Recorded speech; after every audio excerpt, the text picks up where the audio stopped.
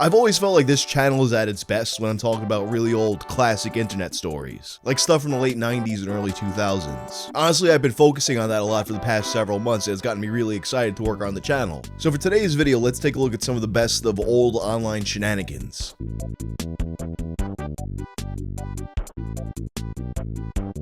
This video is sponsored by Aura. If you've ever Googled yourself, you may have come across websites containing your personal data, sometimes even with a call to action for you to pay to see even more of your information. Although this may seem like some kind of weird fringe thing, these data broker websites make a ton of money selling your information and you never even see a penny of it. Although a lot of it can be wrong. Like I remember this time I saw a site with me like that, and it said I went to school at Bovine University. But often their information is accurate and it can put you in danger. Well, if you want to tell these companies to piss off, Aura can help you out. An 11-page report showed the staggering amount of information that's kept about you. These companies are legally obligated to remove this stuff from their database if you request it. But they make this process as tedious as possible to discourage you from exercising your rights. Aura identifies these websites and takes care of the hard part, automatically removing your info and making sure it stays off. There's a lot of companies that offer this service, but none offer as many features as Aura for the same price, including real-time alerts for credit and banking, 24/7 monitoring, and US-based support around the clock. Try Aura for free for 14 days at aura.com/wang. In those 2 weeks, Aura will get to work scrubbing your personal information from these data broker websites. Don't leave yourself vulnerable. Click the link in the description and try Aura today.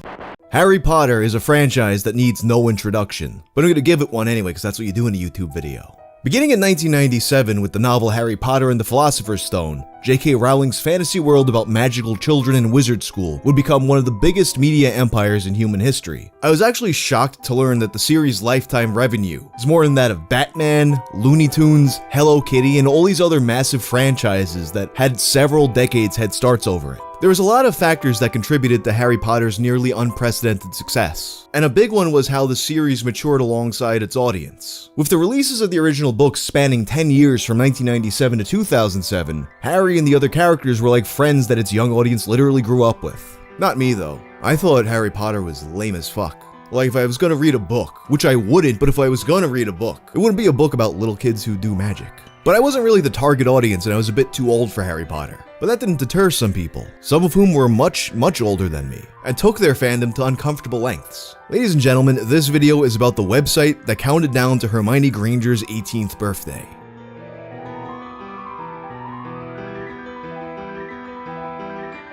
Somewhat recently, I mean a few years ago, but it feels recent, there was a bit of discourse over people online being weird about celebrities turning 18. People like Billie Eilish or Bad Baby. Because I'm sure they're just dying to jump into bed with men who they don't know exist that have been waiting all this time for them to become legal. It's weird behavior for sure, but believe it or not, the internet used to be so much more insane about this kind of thing.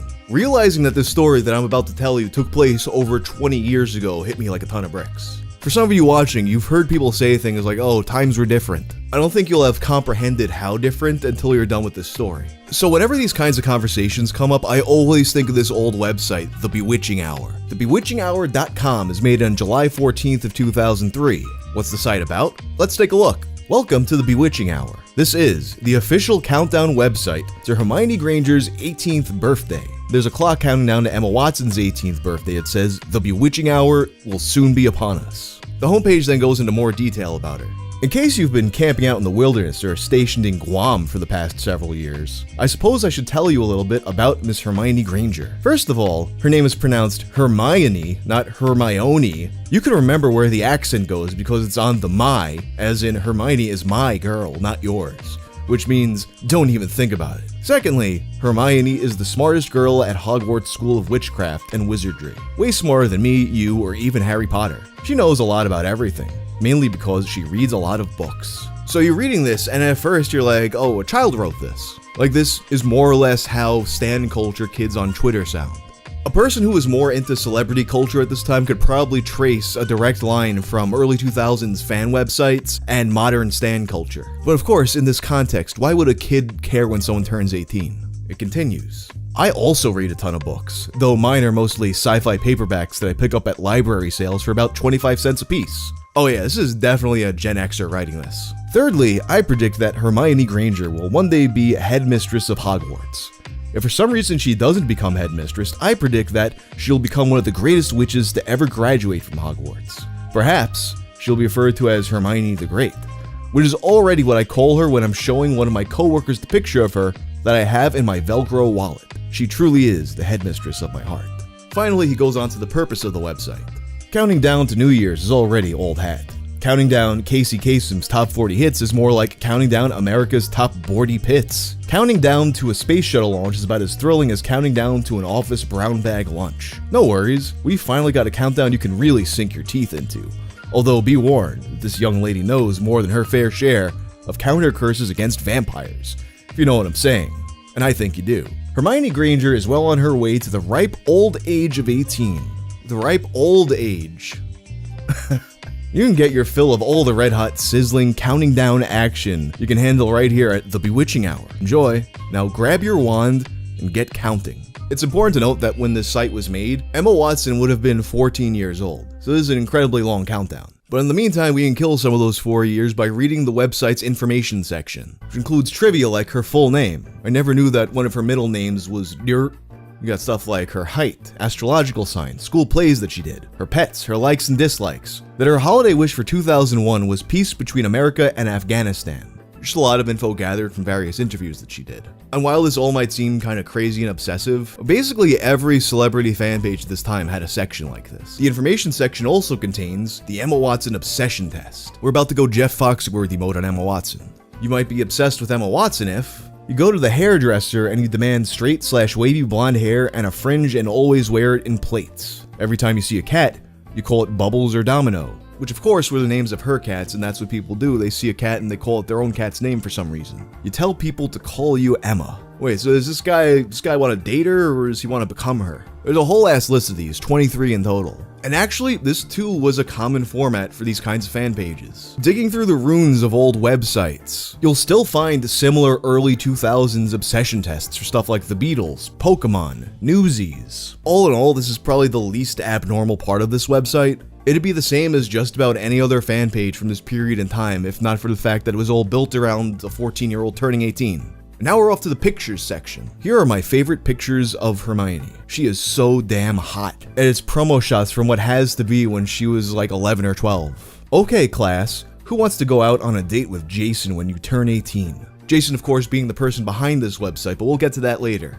There were also some more recent pictures from interviews and some edits featuring that classic Photoshop 3.0 lens flare that was in every other forum signature at the time. And then there's the Christina Aguilera picture. Before working on this video, I hadn't set eyes on this website for like 20 years. And I hadn't remembered the Christina Aguilera picture existing in those 20 years, but now I look at it and it's got this kind of familiarity to it, as if people have been posting it constantly for years. This is a picture I edited in Photoshop. I put Hermione's head on Christina Aguilera's body so that I could see what Hermione will look like when she turns 18. The verdict? Dead sexy. And it kind of looks like if a person with two heads had one of their heads removed. So what kind of person would make a website like this? Let's take a look at the About Me page. The owner identifies himself as Jason Killingsworth and shows this picture of himself in a room full of all of his Harry Potter stuff. Honestly, more hygienic looking than I would have expected, but I guess you never know. Then he goes into his day-to-day life. Let me start by saying that I am a whiz when it comes to computers. I've been programming and coding since I was about 12. I prefer to work my magic in a Unix environment. If you're a muggle when it comes to computer magic, Unix is an operating system. Sort of. It's actually more akin to a class of operating systems. It's what Linux is based on to a large extent. You see, Linux was built to be... Alright, he goes on for a really long time about Linux and Unix, and about how he named his computer mouse Scabbers after Ron's pet rat. He then explains how a coworker introduced him to the books, and he trusted his judgment after he recommended Robert Jordan's Wheel of Time series. Then he explains how he's built his whole office around Harry Potter now. I even have a Harry Potter screensaver on my computer that shows Harry in the middle of a heated Quidditch match, swooping down on his broom, reaching out precariously to grab the golden snitch. Then the phrase, "Can you dig it?" flashes up on the screen. It's pretty awesome. It was well worth the $19.95 I spent on it. Finally, he goes into why he's into Hermione. My favorite character in the Harry Potter books is definitely Hermione. I think that's because I can relate to her so well. She reminds me of when I was a kid with long wavy shoulder-length hair, my hand always shooting up in class to answer whatever question the teacher might volley our way. Sometimes, if she called in someone else, I just shout out the answer before they could even guess. I love books. As you already may have guessed, I was always using my wits to get my friends out of trouble. One night at a D&D role-playing game party in 6th grade, my friend Joey spilled Dr. Pepper all over the couch. I used a special mixture of baking powder, salt, and ground oregano to bring out the stain. We'd always argue over which soft drink had the most caffeine. Those were good times. And the other reason why Hermione is my favorite character is because she is bewitchingly beautiful. To be quite honest, she cast a spell on me from the moment I met her. I guess I should wrap up this up. So I'll leave you with a poem I wrote about my favorite character, Ms. Hermione Granger. Hermione, oh me, oh my. Oh my, oh me, for you I'd die. You charmed me with your wand and smile, and I'd loved you for a long, long while. You raise your hand so high in class, I'd take you on a date, alas. You're not quite old enough, and yet my heart burns for you like a smoldering sunset.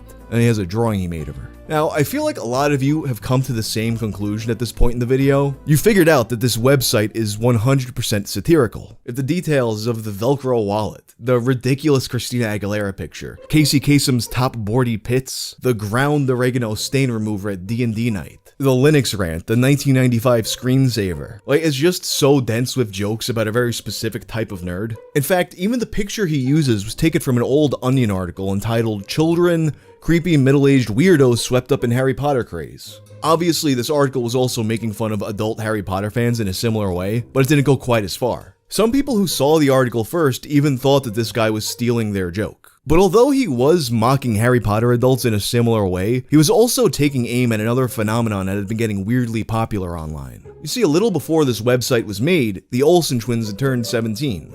And then the internet began to fill up with websites counting down to their 18th birthday. Like you had this one on a content aggregator website called Broken News, the Olsen Meter. We have all sat and waited patiently for these two golden wonders to reach the age of eligibility. For some of us, it was two of a kind. For others, Full House. No matter how you found them, you're hooked. Broken News has used advanced technology to assure you will not miss the day these two turn 18. Gentlemen, start your engines and get out your best booze. The countdown has begun. The Olsen twins are waiting for you. Then you had this one on chasebrown.com that was more bare bones and had links to porn sites. And it wasn't just an internet thing. You had people making t-shirts about them becoming legal. Howard Stern said he wanted to make a Girls Gone Wild video with them. Rolling Stone put them on a cover with the caption, "America's Favorite Fantasy." And there was coverage by other mainstream outlets that made similar comments. And while a lot of the stuff that was posted online had a comedic bent to it, there were a lot of people who were earnestly like, oh man, oh boy, I can't wait for my chance to do things with these girls who I've been watching on TV since they were literally babies. And after the Olsen twins, you would have similar countdowns for people like Lindsay Lohan and Hilary Duff. So basically, the Hermione Granger site was satirizing this culture, which, although not everyone was on board, was weirdly acceptable at the time. Although it was circulating around a bit earlier, the website didn't draw much attention at first. The oldest instance I could find of people finding and talking about it was actually a Dave Matthews Band fan forum called Ants Marching in May of 2004. And you thought I liked Emma Watson? Yeah, I fuck around about my obsession with her. Mostly to creep out the people who got the wrong impression when I said she was hot, which I sincerely believe. But this, I mean, poor Emma, I don't know what to say. You have to admit, when I say something is creepy, especially concerning Emma, it says something. It's saying a whole hell of a lot. Nobody really blinks at the fact that this guy is like, she's hot, but this guy's doing it weirder than me.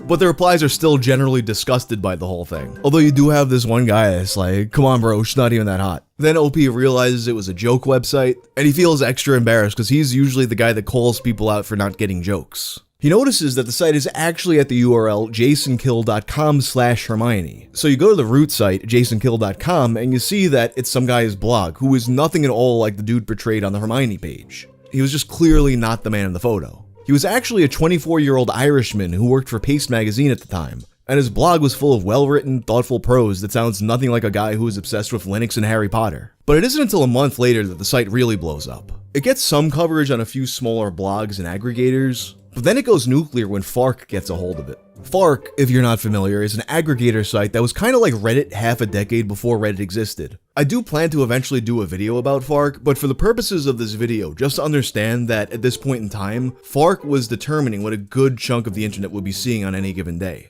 You can look at the Internet Archive's calendar, and it's very clear which day it reached Fark, June 22nd of 2004. Posted with the scary tag, creepy guy in his 30s obsessed with Harry Potter's Emma Watson makes a Hermione Granger countdown site.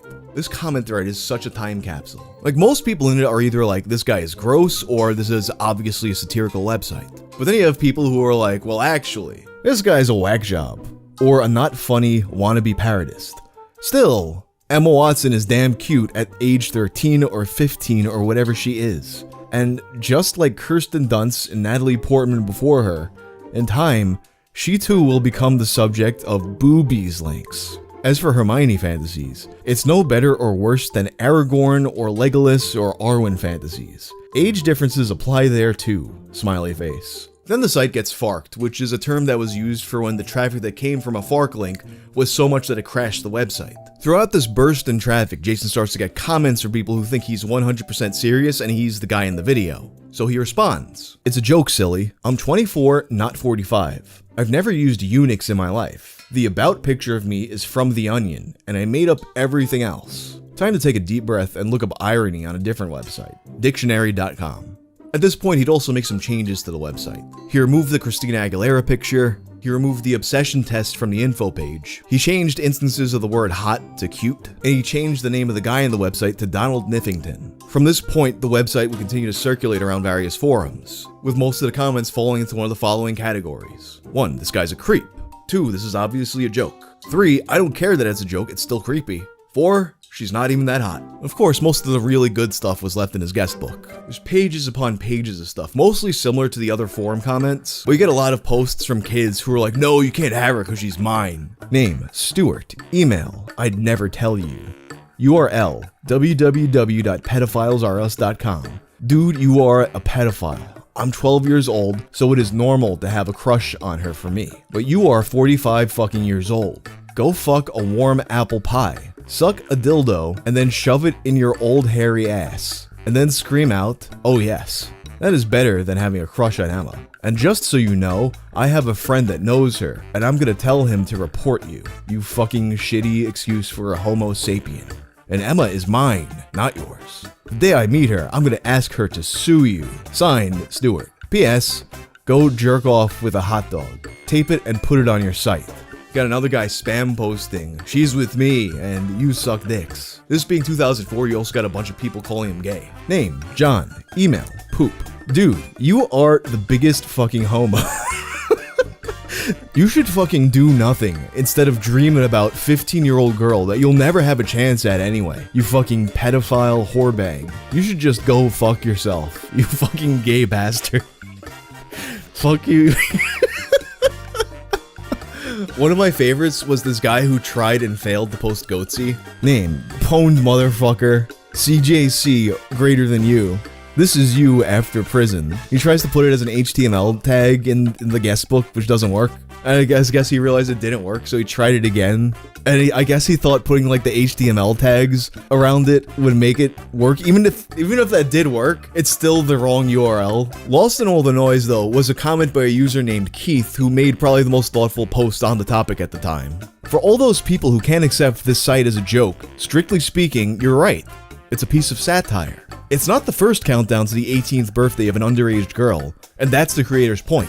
The difference is, many of those who have made previous countdowns have not been jokes. But the fact they have not received the criticism shown on this guest book is part of the point. Of course, it's also a parody of the thousands of grown adults who do have Harry Potter obsessions far beyond what the average kid does. Anybody who reads what has been written, rather than just look at the pictures and the countdown, will see the sarcastic undertones. And the character of the website's fictional creator has just about every geek cliche in the book. It's pretty interesting that of all the 18th birthday countdowns that were online at the time, and all of the similar remarks made by mainstream publications, that the one person who actually got hate for it was the guy who was doing it as satire, as criticism. The one guy who's trying to demonstrate how the thing that all these websites and all these companies are doing is actually weird as shit. But when Rolling Stone calls the 17-year-old Olsen twins America's favorite fantasy, you're not thinking of the guy sitting there actually fantasizing. Even though, they're basically calling the whole country pedophiles, including you, the reader. But when you have a picture of a guy that's already someone you might think is weird to begin with because he's a nerd that's obsessed with children's books, then you're like, oh, actually, this is not good. And as for the phenomenon of mainstream publications counting down a celebrity's 18th birthdays, Emma Watson herself once recalled an incident that happened on her 18th birthday. I remember on my 18th birthday, I came out of my birthday party and photographers laid down on the pavement and took photographs up my skirt, which were then published on the front of the English tabloids the next morning. If they had published the photographs 24 hours earlier, they would have been illegal, but because I had just turned 18, they were legal. Now, note that in the years since she shared this story, it has become illegal to do this. But it really is crazy to look back on how socially accepted some of this stuff was. Every year since 1990, People magazine has published their list of the most beautiful people in America. And I'm not talking like, that fake inner beauty crap that people always talk about when they're trying to sound deep. This list is for actual good-looking people. Throughout its history, you got names like Angelina Jolie, Cindy Crawford, Mel Gibson. You should just fucking smile and blow me, 'cause I deserve it. But 1998 was a particularly noteworthy year. Got a lot of heavy hitters in 1998. Cameron Diaz, Halle Berry, Leonardo DiCaprio. Well, what if People magazine's most beautiful person in America that year was actually Hank the Angry Drunken Dwarf from The Howard Stern Show? It's more likely than you think. For today's episode, let's take a look at how Howard Stern fans made Hank the most beautiful man in America.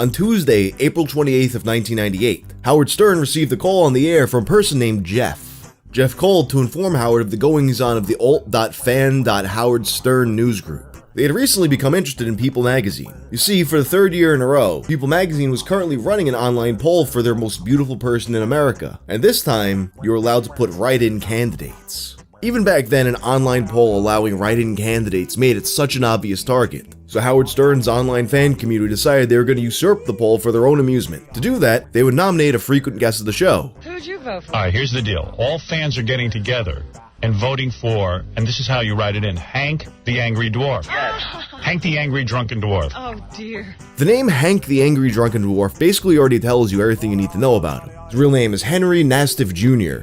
He became part of the show after traveling to New York from Boston for a night out partying in 1996. According to Howard Stern's producer, Gary Delabate, better known as Baba Booey, he spotted a visibly drunk Hank standing outside of Howard's studio at 5:30 a.m. holding a bottle of vodka while wearing a Hawaiian shirt and a lei around his neck. Hank said that he wanted to meet Howard Stern, and there was really nobody that could better suit the vibe of the show at the time. As Gary put it, it was like a gift fell out of the sky, so they brought him on the air as Hank had hoped that they would, and it was immediately clear that he was a perfect fit for the show, and from that point on, he would go to make regular appearances on it. Of course, Hank, being afflicted with dwarfism and not exactly prioritizing his appearance, was a far cry from what People magazine wanted for their most beautiful person in America poll, which of course made him the perfect person to use to subvert the poll. When Jeff called in, Howard replied that he was actually aware of the poll and had voted the night before. Hank is now 5th in the voting. Oh, my goodness. Last night he was at number 16. He was ahead of, who are some of the people he's ahead of? Howard, now he's fighting with Kate Winslet. Yeah. Of course, Titanic had come out a few months prior, and either Kate or DiCaprio were favored to win the whole thing. So Howard encouraged his listeners who hadn't already voted to go vote for Hank. Amusingly, him and Jeff seem to think that the poll is case sensitive, yet while emphasizing that you have to type it exactly so it gets counted, he says it like 3 different ways. Howard alternates between, say, you have to put Hank the Dwarf, you have to put Hank the Angry Dwarf, and you have to put Hank the Angry Drunken Dwarf. They were also certain that you could only vote once, although people obviously found ways around that. According to Patrizia DeLucio, who had worked for People Online at the time, that year they had taken extra steps to keep people from messing with the poll, as the year prior, it had been taken over by bots from Hercules and Xena fans. But this didn't stop several different factions from invading the poll this year, like a bunch of gangs from the Warriors. Other people showing up on this poll included names like the Nature Boy Ric Flair and John Linnell from the band They Might Be Giants. John Linnell would actually write an article for the New York Times in which he expressed his disbelief and suggests that perhaps a hacker was involved. A user of the They Might Be Giants subreddit, Creeple Teeple, recalls some of the events of that week. We were in fact some of the hackers he suspected. My friends and I rigged up the computer lab at Penn State, and we each voted on different computers and rotated around. It was quite the caper. John Linnell would finish in 9th place, finishing ahead of Sarah Michelle Gellar but behind Madonna. Patrizia would recall that at some point 50 votes a minute were coming in for Hank. And despite Howard trying to prevent this from happening, she noted that they would come in various permutations of punctuation and spelling. Eventually they would just add a Hank button to try and neaten this up a bit. When everything was said and done, Hank would come in first place with 230,000 votes. No freaking way! This was a huge lead ahead of the second place runner-up, the Nature Boy Ric Flair. Many inside the company were not thrilled that this had happened. In coverage by the New York Times, executive editor Susan Topfer said to them, "Frankly, I think it's stupid." But their director of new media, Dan Okrent, had a different view. "Somebody asked me, what are we going to do about this?" Mr. Okrent said. And I said, "We are going to stand here and be bemused." This is a big open forum. It's not intermediated by those of us who control the media. Patrizia was tasked with getting Hank for the website interview. They were in fact going to recognize Hank as the winner of the poll, which would entail putting up a page for him and doing an interview. And Patrizia was the one who would be tasked with getting the interview. After leaving a message with his parents, Hank would call back the next day. "Does this mean that I'm going to be in the magazine?" he asked, his voice filled with shy yearning. "I'm sorry, it doesn't," I told him gently, "but we are going to put up a web page about you. I'd like to interview you for that." Now, a lot of people had been under the impression that the results of the poll would be published in the magazine, but in fact, the magazine had already been ready to be published before the poll even ended. With, of course, Leo taking first place as expected. People were not happy about this. When I say people, I mean actual people, not the magazine people. They weren't happy either. But still, they recognized that this was a compelling story, so they continued to pursue him for the interview. And Patrizia actually remembered her interactions with him quite fondly. The sober Hank turned out to be a pretty good interview. He had a droll, deadpan sense of humor and the true performer's instinct for quick quips. "And what color are your eyes?" I asked him. "Well, I don't know what color you'd call them. Brown? Maybe hazel? No wait, bloodshot. You'd better say bloodshot. Do you think you're beautiful?" Are you fucking kidding me? I hate the way I look. I have a big head, I have long hair, I haven't washed my hair in a month. Beautiful? It's a fucking joke. But that's okay, I like jokes about fucking. Although Hank did not actually appear on the cover of People magazine, he would appear on the cover of the Boston Herald. In fact, as one of the largest early examples of a poll just getting completely usurped by people online, it was getting a ton of coverage. SF Gate, for example, wrote about the growing phenomenon of internet users hijacking online polls. And funny enough, despite him clearly wanting to have the magazine cover, on an episode of Howard Stern following him winning the poll, it had been revealed that he'd been approached by the TV show Hard Copy. They wanted an interview, to which Hank responded, "I want $1 million." Been in papers, he was in the New York Times. Yeah, he's on the cover of the Boston Herald because Hank won an internet poll, 200,000 votes from our fans, voting him one of the 50 most beautiful people in the world on People magazine. Number 1 of the 50. He beat Leonardo DiCaprio by 17 times. So the TV show Hard Copy asked Hank the Dwarf for an interview. Hank started demanding $1 million from Hard Copy. He goes, "I want $1 million. He's up for sale. Yeah, he says, "Yeah, you give me $1 million. Go ahead. Do you think anybody's going? Why would somebody pay him $1 million? Because he's loaded. Howard and Robin explained that perhaps the appearance could open up paths for him to make more money in the future, but he didn't care. He wanted $1 million. But you know, who needs Hard Copy when literally the same month you're on Monday Night Raw with The Oddities? Despite asking for $1 million from Hard Copy though, apparently he never asked Howard for a dime. In the interview with Patrizia, she asks, "Does Howard pay you to appear on the show?" "Pay me? Nah, I wouldn't want him to pay me. Why should he pay me? I get disability. Sometimes they slip me a little under the table. What do I need money for anyway? People fight to buy me drinks." So I guess Hank just didn't fucking like Hard Copy.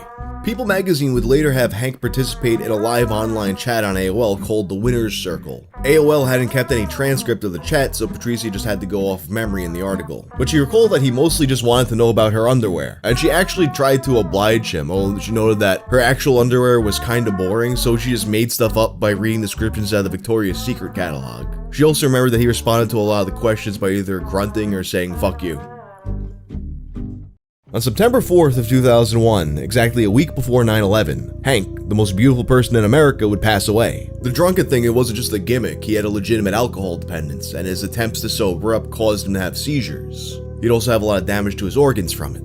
And ultimately, he passed away in his sleep, not living to see how drastically the world would change just shortly after he died. Perhaps it's kind of fitting that he was one of the key figures in establishing one of the internet's most time-honored traditions, a tradition that continues to this day. A bridge from the old world to the new world. The natural human urge to want to fuck with internet polls has had so many famous examples in the time since. You know, what is it about this impulse that's just so inescapable? You know, I mean, on some level, it's always fun to be able to do something that they don't want you to do, especially in public and at such a large scale. But one person who was mentioned by the New York Times in the wake of Hank's victory had a bit of a loftier take. The media tells us what food to eat, what movies to see, what music to listen to, who to vote for politically, and what kind of people are attractive enough to have relationships with. Voting for Hank the Dwarf is a reflection of how the people really feel about the media. And that's how Hank the Angry Drunken Dwarf became the most beautiful person in America. Shout out to Matt Pitt and Wavy Webster for suggesting the story. In July of 2016, eBay officially banned the sale of human skulls. You might be shocked to hear that they ever allowed the sale of human skulls to begin with. Or maybe you saw my video on that old Real Human Bones Tumblr story. Then you know that the sale of human bones is mostly illegal in the US. You can literally go buy a real human skull right now as you watch this video. Ultimately, eBay changed their policy not because they are compelled legally, but due to ethical concerns that were raised with them after a study suggested that many of the skulls for sale were actually stolen. Some of them might have been sourced from archaeological digs, and others might have gotten there through straight up grave robbing. And they said that allowing sales like this on a site as big as eBay actively encouraged more grave robbing. If you check eBay's rules today, they now have a human parts policy. It bans the sale of human bodies, body parts, and products made from the human body, with an exception made for human hair wigs. The gruesome twosome would be pleased. But eBay's been around since 1995. That's 3 decades ago, and a lot can happen in 3 decades. You probably won't be surprised to hear that eBay has a long storied history with the sale of human body parts, functional organs for transplants, celebrity brain matter, pieces of serial killers. You name it, someone sold it. So for today's video, let's take a look at some of the most notorious cases of human body parts sold on eBay.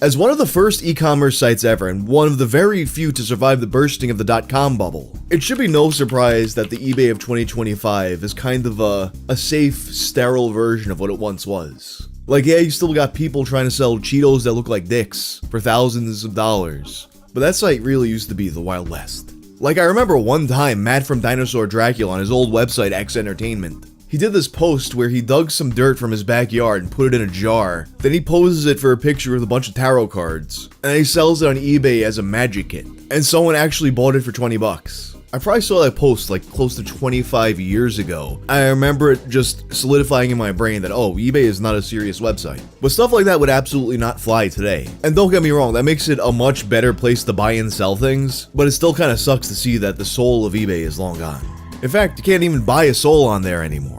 Okay, technically you were never actually allowed to buy a soul, but there was at least one major case of such an auction falling through the cracks all the way back in 2001. A 20-year-old from Seattle named Adam Bertle listed his soul on eBay, which he described as hardly used. Although it was eBay's policy to delete listings like this as soon as they found them, this one actually somehow made it all the way to the end. His ex-girlfriend starts things off with a bid of $6.66, and it gets all the way up to $56 by the end. And as still usually happens on eBay, in the closing moments, people went crazy sniping the auction, and ultimately, Adam Bertle's soul was awarded to a woman in Iowa for $400. I hope Bart Simpson realizes how bad Milhouse screwed him. Of course, Adam Bertle never actually expected someone across the country to actually buy his soul for $400, so he had no idea how to actually fulfill his end of the bargain. He told the Seattle Times, "I was just bored, and I'm a geek. So anytime I'm bored, I go back to my internet." eBay suspended his account, and a representative said, "You have to have a piece of merchandise that a seller can deliver to a buyer." And in another similar case reported by Business Insider, eBay got a little more philosophical with their answer. eBay does not allow the auctioning of human souls for the following reasons. If the soul does not exist, eBay could not allow the auctioning of the soul because there would be nothing to sell. However, if the soul does exist, then, in accordance with eBay's policy on human parts and remains, we would not allow the auctioning of human souls. The ban on body parts would be continually tested throughout the site's history. A very common early example was kidneys. One of the early examples of this was widely reported in August of 1999. A user named HC Hero made a listing that read, "Fully functional kidney for sale. You can choose either kidney. Buyer pays all transplant and medical costs. Of course, only one for sale, as I need the other one to live. Serious bids only."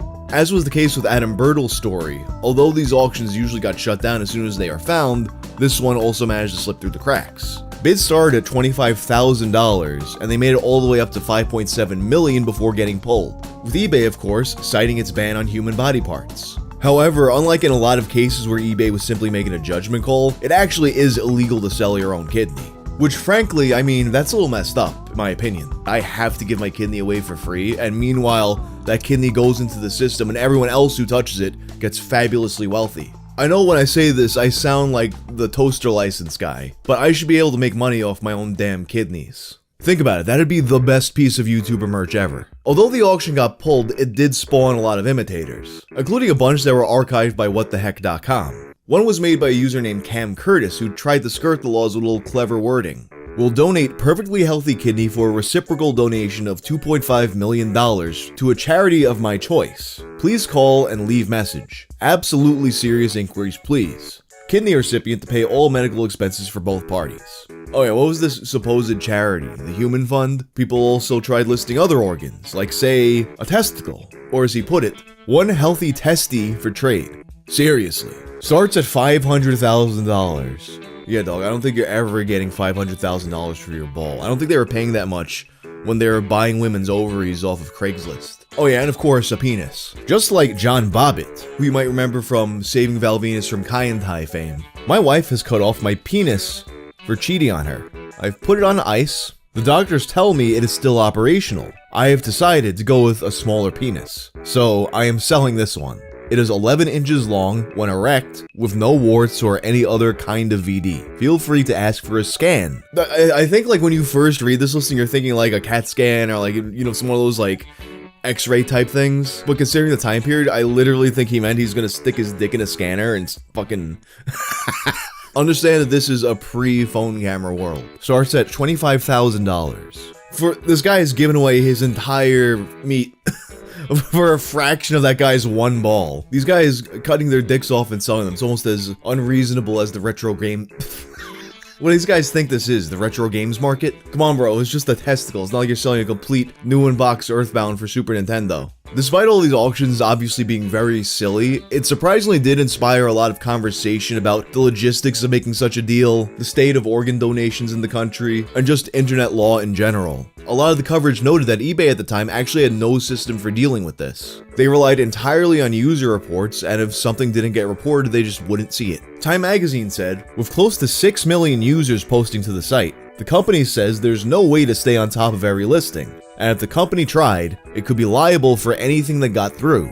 It's really interesting to see an assessment like that in 1999, because at that point in time, we hadn't really gotten the laws that allowed for sites like YouTube to be able to have content without being held responsible for every single thing put on there. So at this time, people really weren't sure, what would happen in that case. And I remember not that long ago, I think it was in Europe, they were having some kind of law debated that would essentially screw websites over like that. Something where companies would be held for everything their users post. And it would even extend to search engines. I don't remember what it was called. But it's 1999, so barely anything's codified at this point, people are just making guesses. And while a lot of this was very obviously just jokes, a lot of healthcare professionals did take the opportunity to express concern about the state of organ donations. The LA Times noted that at the time, there were 42,907 patients in the US waiting for a kidney donation.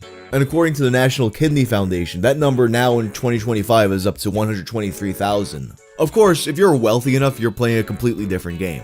As one of the doctors that Time magazine spoke to noted, a person who can afford $5.7 million to buy a kidney on eBay probably has way better options. Although ostensibly those listings were for people who needed kidney transplants, another significant portion of sales like this on eBay were for memorabilia. The true crime junkies who watch this channel are probably familiar with the name Roy Norris. Along with Lawrence Bittaker, he was one of the serial killers known as the Toolbox Killers, named for the devices they used to torture teenage girls in the summer of 1979. After being caught, Norris pled guilty and would testify against Bittaker, who he felt manipulated him into participating in the murders. Although psychologists said that this was part of a pattern of shifting responsibility for his actions. Bittaker would get the death penalty while Norris got life with parole, although ultimately he would die behind bars in 2019. While in prison, like a lot of infamous murderers, Norris would often correspond with people in the outside world through the mail. Some of these messages would be sold through various auction outlets online, but perhaps the most interesting one was posted to eBay in July of 1999. Serial killer fingernail signed. Although the photos from this specific listing seem to be long gone, with a starting bid of $9.99, here's what you're getting. 3 of Roy's fingernails, affixed with a small piece of tape to a recycled card, the back of a portion of a color Christmas card, approximately 4 by 2.5 2.5 in size. He's penned a long note authenticating the nails, which fills half of the card. At bottom right, he's signed in full over a perfect right thumbprint in black ink. Absolutely guaranteed authentic for life, or your money back.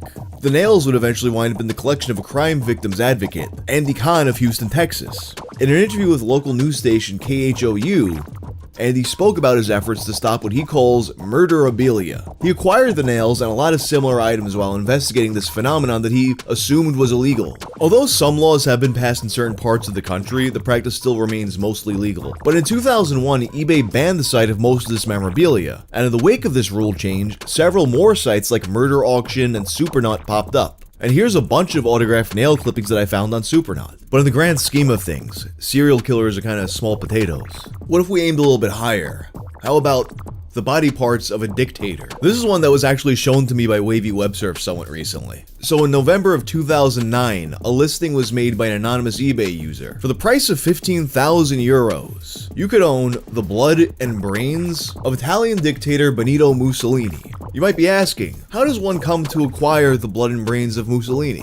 On April 28th of 1945, Mussolini and his mistress were executed by firing squad. Their bodies were later brought to Piazzale Loreto, where the corpses were brutally beaten, spat on, and hanged by their feet. Afterwards, an autopsy was performed, and they determined that the bullets killed them. The hospital in Milan that performed the autopsy would later receive a letter from a psychiatrist in Washington, D.C., named Winfred Overholser. He wanted to study Mussolini's brain. But it's not like, he could just get the brain and trace the wrinkles and see what's going on there. It's because of a theory that he had something called general paresis, which is what happens when syphilis goes untreated and spreads to the brain. Some people believe that this could be an explanation for his behavior. So multiple samples of Mussolini's brain were sent to Overholser in Washington, D.C. After examining the brain, he determined that it was totally normal. There was no syphilis, he was just like that. After the research was done, it was said that these brain samples were disposed of. This, of course, was a lie. In the years following, there was talk around Washington, D.C. of an infamous Mussolini brain sample that was still floating around, but this was largely believed to be an urban legend.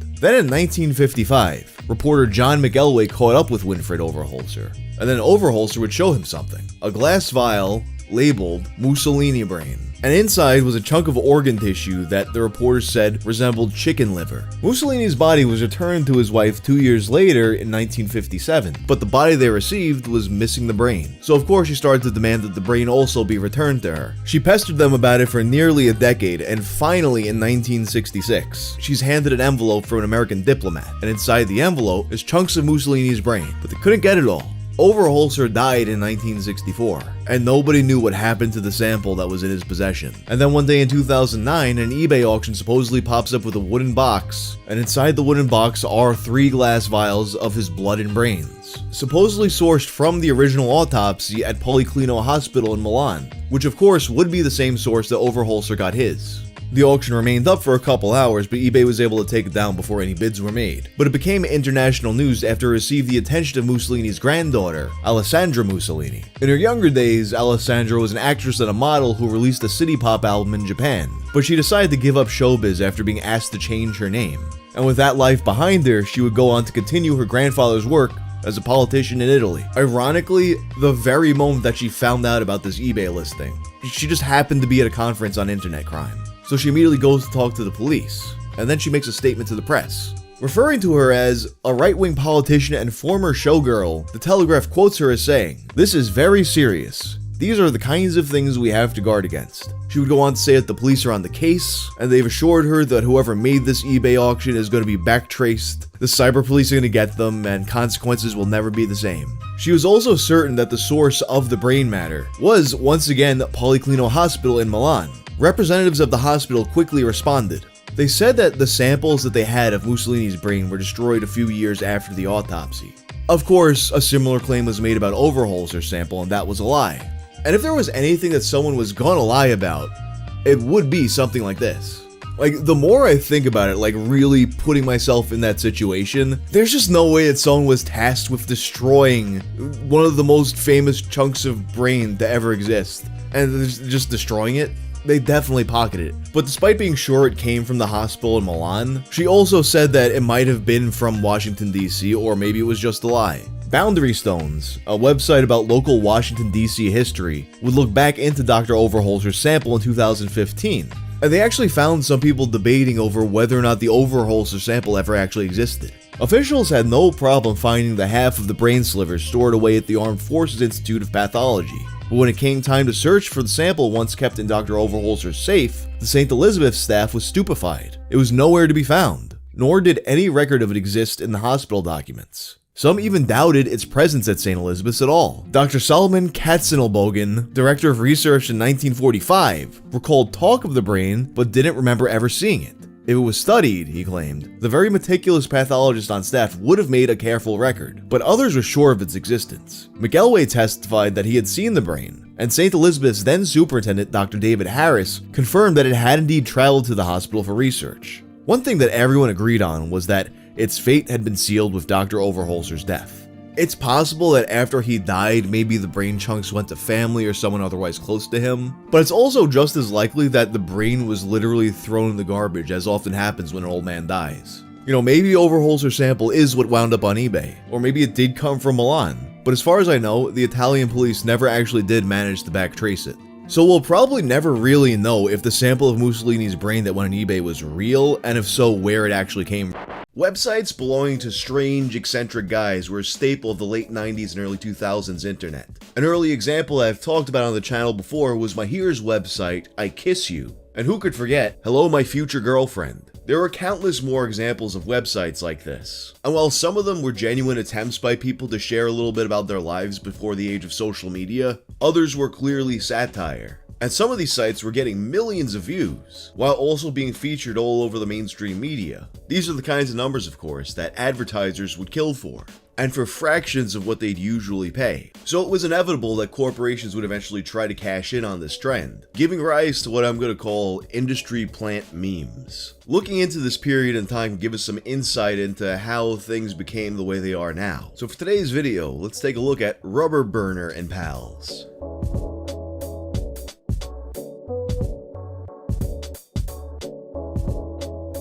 Industry plant is a term that gets thrown around a lot now. Usually used in the context of music, it refers to an artist who has given off the appearance of having had an organic rise from humble beginnings, but in fact was actually created by and heavily pushed by corporate interests. This same term can also easily be applied to a lot of what you see online. Mahir was a regular guy from Turkey who became a global sensation overnight because of a funny webpage in 1999. But like a lot of early internet celebrities, he never really got a chance to capitalize on his sudden fame. Perhaps if the right management team got to him quickly enough, today he'd be co-hosting a podcast with the Hawk Tuah girl. But these kinds of things are easier to manage if they're built from the ground up. This brings us to the website rubberburner.com. Created in late 1999, this page belonged to a self-described handsome race car driver named Curry. Armed with long bleach blonde hair and a cookie duster mustache, Curry was a 6'1", 23-year-old race car driver who lived life the way he wanted to.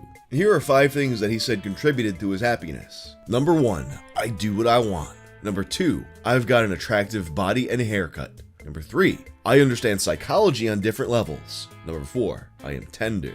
Number 5, I am only emotionally attached to myself. He also spoke a bit about his personality. Bald, handsome, confident, and good-looking are the words that immediately come to my mind when I try to describe my personality. On second thought, other words that come up are gorgeous, sexy, and brave. You might think that I am being unrealistic, but there are no real negatives that occur in my mind immediately. If you want me to say something negative about my personality, I'll have to think very, very much, which is positive. Curry clearly was a very confident guy, believing he could win you over just by sitting around having coffee together. He also emphasized the importance of having an impeccable appearance. Imagine that you're going to a party that starts at 8 o'clock. You show up on time, but your pants have dirt all over them. Your t-shirt has old tomato sauce stains on it, perhaps also an old dried up piece of spaghetti. Fuck you, Luigi. Your hair is oily and full of dandruff, and you haven't brushed your teeth for days. See? Get it? Even though you are being good by showing up on time, no one is going to want to talk to you. And not only that, you'll also generate a long-lasting negative impression on people, which is really bad. So why even make a website like this? In his words, like I wrote at the beginning of this site, I am interested in defying perceptual contradictions. Yes, I am a race car driver, but I am also a clean, sexy, and stylish guy. Most people think car guys always have dirt underneath their nails, and some do, but even nail dirt could look appropriate with a tuxedo. if you wear it the right way. It's doing it the wrong way that upsets me, like going to an Italian beach / pasta party with so-called British blur haircut and tight jeans. What the hell is a blur haircut? Oh yeah, that does suck. Duh. If I have time in the future, I am planning to write a dictionary on this subject. Thanks. Shortly after it's put up, rubberburner.com and Curry start getting mainstream attention. Okay, so he's a race car driver. His hair is terracotta, not just brown, it's terracotta. Okay. He's a Sagittarius, and look where it says sex. Yes. Wow. It's a big thumbs up. He tells it like it is. The comedy of this website is kind of like a real Ultimate Power meets Zoolander kind of thing. He's self-absorbed and high in his own supply, with vintage rock and roll vibes that make him feel like an unfrozen 80s guy. If someone is taking a picture of you, always look right into the lens. Don't blink. You don't have to be a freak because you pay attention to the details. Rock on. The words of advice this gives, I can't help but feel that it inspired Zoolander somewhat. Like, yeah, I know Ben Stiller did the Zoolander character as far back as 1997, but the Zoolander movie came out a couple years after this website, and I can't help but feel there's a little bit of Curry and Ben Stiller's recipe. We're also a few years out from the early days of the manosphere, so there's not many resources for guys to learn how to pick up chicks. Who better to teach you how to get some of that sweet puss than an 80s style race car driver? Curry was happy to fill the void with his Pick Up a Chick series. You got the Cobra, you also got the Panther, the Peacock, the Spider, and then finally, of course, we got the Tiger. And now this dude is literally Dalton Castle right here. Honestly, the fact that these videos existed at all should have been a little bit of a clue that things weren't exactly as they seemed here, because hosting all of these QuickTime files back in 2000 would have gotten expensive as fuck. And rubberburner.com wasn't the only one of these websites that popped up around this time featuring some kind of brand new guy. Two more websites would soon arrive. We have borntodestroy.com. It's a bare bones website featuring what looks like some sort of black Viking man standing in a field or a graveyard. This is Roy. I search and destroy. I love to hit stuff. I can hit anything. Give it to me and I bust it. This guy has almost the kind of vibe of like, where your town or your city, whatever, do you have like this local crazy homeless guy that everyone knows and like thinks affectionately of? Like imagine you're in Roy's town and you're visiting your friend and he's just like, oh yeah, that's Roy, he breaks stuff. It makes me think of that street chiropractor that went viral a couple of weeks ago on Twitter, and people are just walking up to him and having him crack their necks like it was nothing. Like this is insane. You're having a homeless guy just crack your whole fucking neck. And the comments are full of people who are like, oh yeah, that guy's a local legend from Charleston. He's been there forever. Here's a video of him cracking my back. You know, if Roy the Destroyer came up in 2025, people would just be bringing stuff for him to break and taking TikToks of it. Included on the website is a photo album of things that he broke. A nice Spanish acoustic guitar, a delicious Greek farmer bread, a pint of good old brew, pale ale, a cutting-edge Japanese boombox. But don't worry, it's not just photos. Roy also has a movie of him smashing stuff. I hate so much that there's no actual sounds of destruction, it's just a song put over it. I'm Mr. Demolition. I'm Big Bad Roy. I'm Mr. Demolition, born to destroy. Roy had stated a mission. New things will be broken every week. From aquariums to ZD-ROMs. What the hell's a ZD-ROM? He did this all with the help of his trusty nunchuck and sledgehammer, and he's doing it all for the guy up there. Finally, we have Super Greg. Bienvenue, willkommen, hola, hi. This is my home site for all homeboys and home chicks, giving you a flavor of the Super Greg concept. If you have a problem with it or think you can do better, it's your problem, not mine. Sorry if I sound a little upset in the beginning of this site, but I can promise you the rest of the site is a lot nicer. Stay fresh. Love Super Greg. He's even got 2 live performances to watch, one of which he says is not quite perfected. At first glance, Greg appears to be some kind of sleazy European DJ, kind of a cross between Borat and Ollie G. But wait, that is literally Sacha Baron Cohen. How many different times and how many different ways is this guy gonna copy my ear? As more and more of these kinds of sites pop up, people start to get a little suspicious that this isn't all as organic as it appears. For example, guys like Tom Fulp of Newgrounds started calling out these fake sites like Super Greg's. And soon, more people would start doing their own investigations. Were any of these websites authentic? A commenter named Holgate would point out the name of Fallon McEllicott, who was listed as Curry's technical contact. Fallon McEllicott, of course, is the name of an advertising agency. Also, Roy may look a little bit familiar to football fans. John Randall, he really was a black Viking, as in 2010 Hall of Famer Minnesota Vikings defensive tackle. On August 3, 2000, an article from Wired confirmed that these Mahir-like websites weren't some organic websites created by some weirdos. As many suspected, they were in fact from corporate America. All three of these websites were designed just to sell you Lee jeans. Rubber Burner, Super Greg, and Roy were characters created by an advertising team, much like the legend Ernest Worrell was. Why would Lee Jeans create these characters? Essentially, these three characters were created to be a bit of a Dungeon of Doom to Lee's mascot, Buddy Lee. You got your hero, Buddy Lee, so of course he's gonna need some rivals. So who the hell is Buddy Lee? Well, back in the 1920s and 30s, Lee had a doll they used to sell their pants. And in true late 90s fashion, he was coming back with an attitude. The unstoppable spirit. A man of action, even though, he never moves or blinks, which of course is the joke. Buddy Lee was the star of a lot of commercials. If you're around, you probably remember them. Everything is over the top except Buddy Lee himself, who never does anything.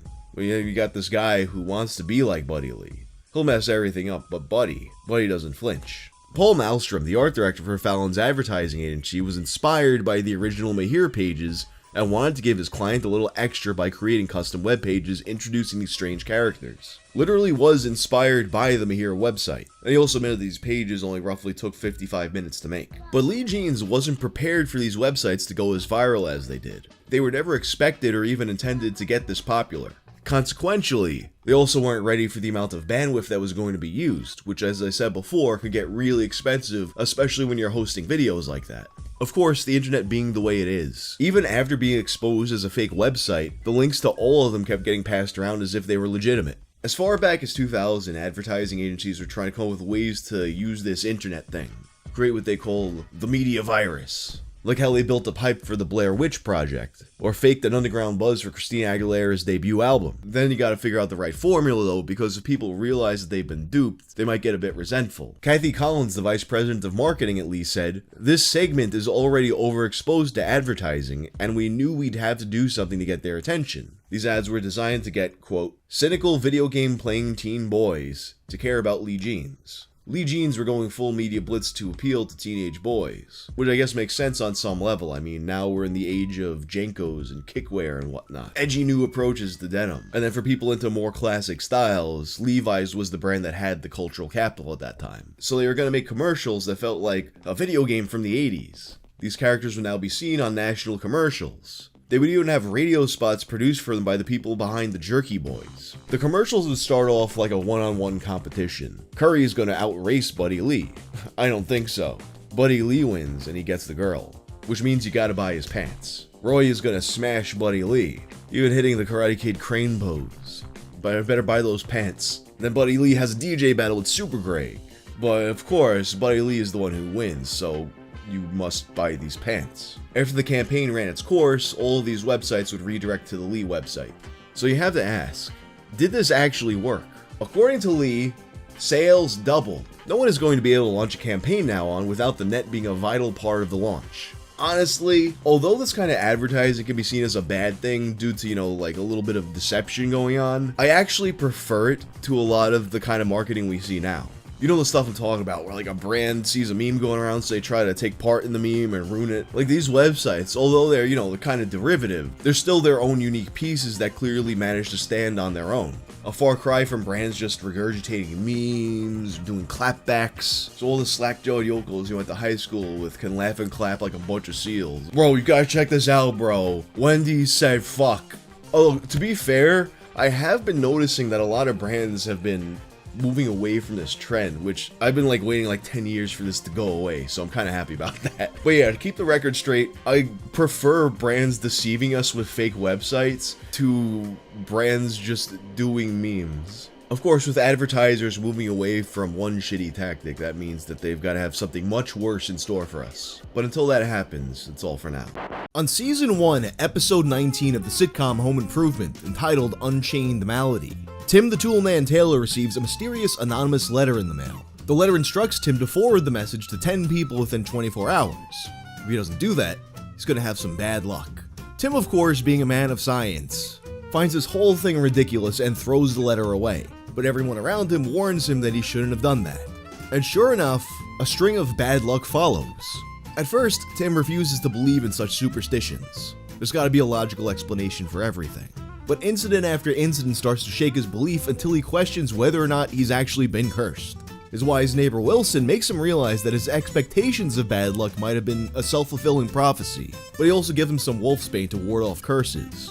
Pretty much every single sitcom from the 80s and 90s had an episode like this. It was relatable because chain letters used to be so ubiquitous, you couldn't avoid them. But at this point, most of the people watching this video probably never received a chain letter in the mail. It was once a common enough occurrence to be a universal TV trope, and now it's completely vanished from our culture. In part because mail in general has kinda gone away except for bills and stuff like that, but at some point these things did make a transition to the internet. You know, back when we used to actually open the random things people send us. As you can see from this real screenshot from my phone, that's no longer the case. But of course, on the internet, you need more of a hook than, just send this or you'll have bad luck. So email chain letters are often attached to wild, unbelievable stories. Like giving strangers AIDS on purpose, or poisoned perfume samples. So for today's video, let's take a look at some of the insane email chain letters that used to make their way around the internet.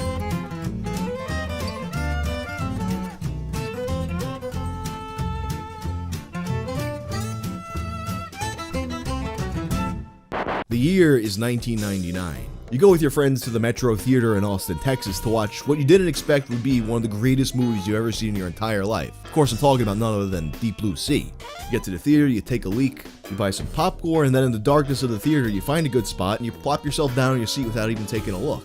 And then you feel a sharp pain. It must be the old sciatica acting out. But then after a while, that sharp pain turns into an itch. You get up to go to the bathroom and take a look at what's going on, and then your friends notice a sticker on your back, and it reads, "Welcome to the world of AIDS." This seems like a practical joke of some sort. But then a few weeks later, you get a blood test, and boom, you're HIV positive. And then the police tell you this has been happening a lot recently. This was the premise of a chain email that had been circulating in 1999.